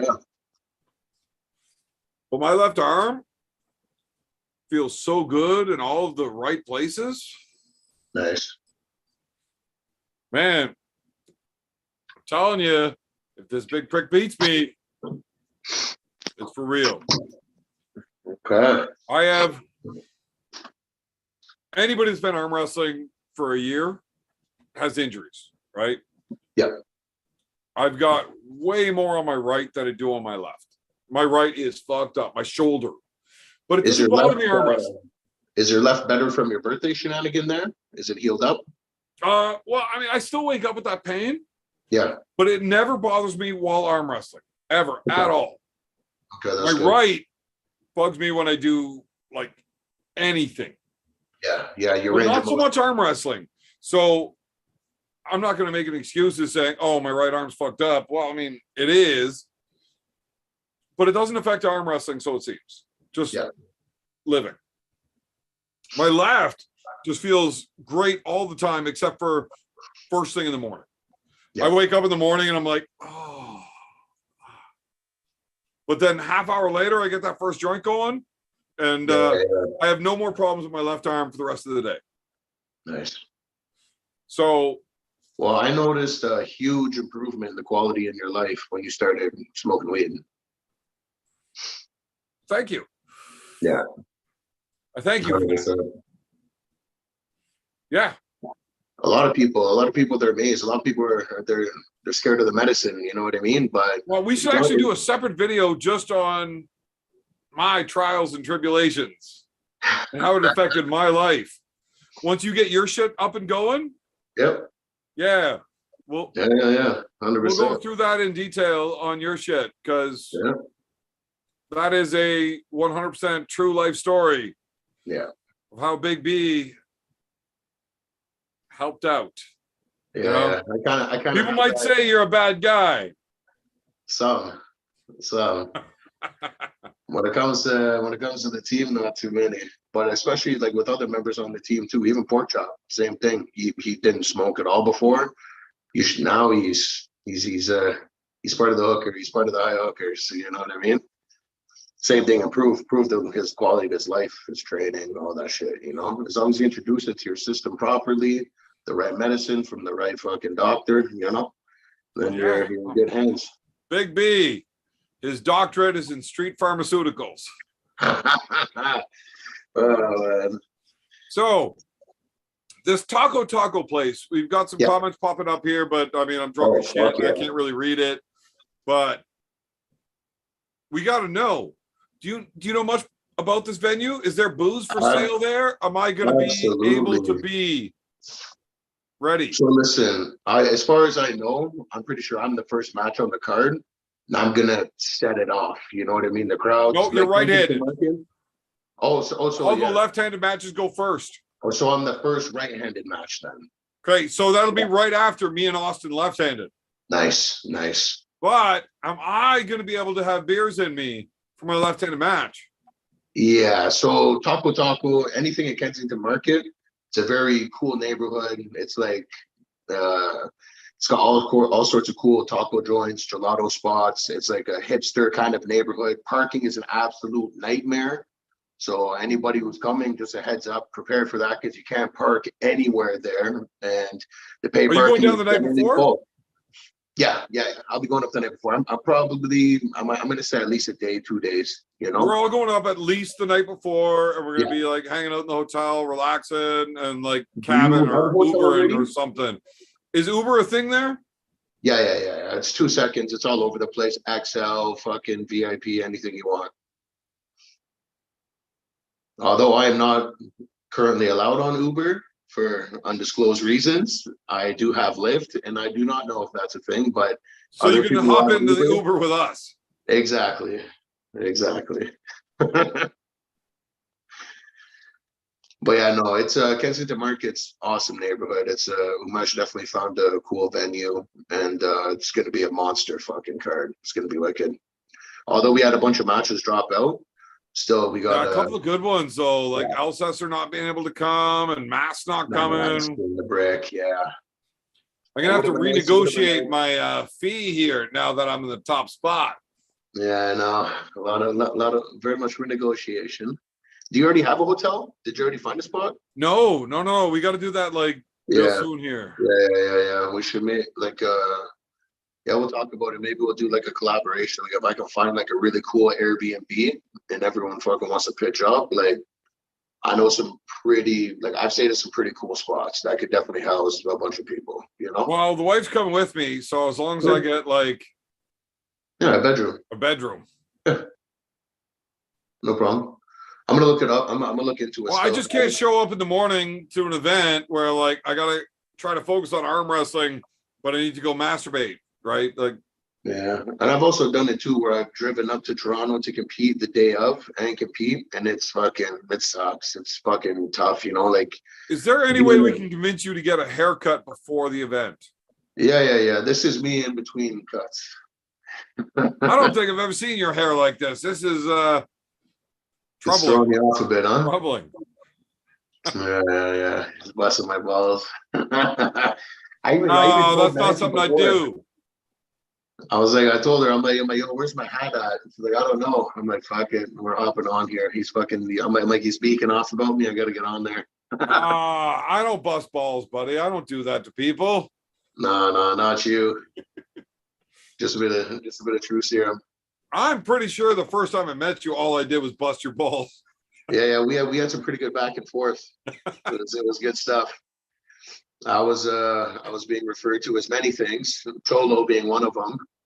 And well, I thought you were fucking Mexican, not Irish. The first time I went to the Valley, It was a fucking awesome practice. I picked a great one. I thought Evan was like 50 years old. He had like his back was just to shit that day, so he was hitting everyone with a broom because he wasn't physically able to beat people up. Like I'd be looking at him smoking, he'd be looking at me, he'd be like, "Oh, watch this, poor fucking Rogie." Whack, right in the head with the broom there. Rudy's just fucking yapping off. Oh, well, Goldberg was getting out of hand. Rogie was getting out of hand. Like, oh yeah, no. Pork and Zach were going at it. Fucking, it was a good rowdy practice. I was like, settle down, Cholo. You'll get the broom too. Yeah. I was like, yeah, this is a place I could see myself coming again. Now we've upgraded. I'm currently liking our new drunken dojo. Yeah. No, we definitely upgraded practice center location. It's pretty sweet now. I mean, it was pretty fucking sweet then. Did I ever have a sweet glow when I left there last time after 2 cards of Bud Lights and Hennies? Oh, I was in a very sweet spot. Oh man, if my butthole didn't hurt so bad. Oh, you had a whole what would you call that? A bouquet of grapes coming out of your fucking. Oh, it was rough. I had a smorgasbord of fuck you coming out of my butthole at that time. Has it since subsided? Just out of curiosity, or? Yeah. I'm all good now. Yeah, we're good to go. Hey. Yeah, which is fantastic. Because could you imagine trying to compete? Oh my God, God, like that? And he looks like he has some sort of weird tail. That'd be unsettling. Cool. Especially if he fell off the. Imagine he looked fell like off a the fox. stage. If a fox, his tail was made out of grapes. Imagine they set you up for the double stage dive, and you went for a dive when you had that thing of grapes there. That would have been. Oh man, that could have been a mess. Wouldn't be a real thing. Oh man, if I wake. God forbid this happens. Oh man. I'm gonna go out of my way to make sure I lift nothing and don't ever push out a poop. Yeah. But if I wake up like the day of the fucking event, yeah, like that, I won't make it, man. That's fucked up. That's rough. It is rough. I'll give it to you. Just doing a bit of a location change here. All right, buddy. We're a quarter after 10. I was only supposed to be on until 10. Yeah. I definitely need to shut it down. Cool, man. So, everybody in the chat, thank you for stopping by. We had a great time tonight. And B, get fucked. Love you, buddy. All right, we'll talk to you soon, bud. Yes, sir. All right. Peace, Cheers. everybody.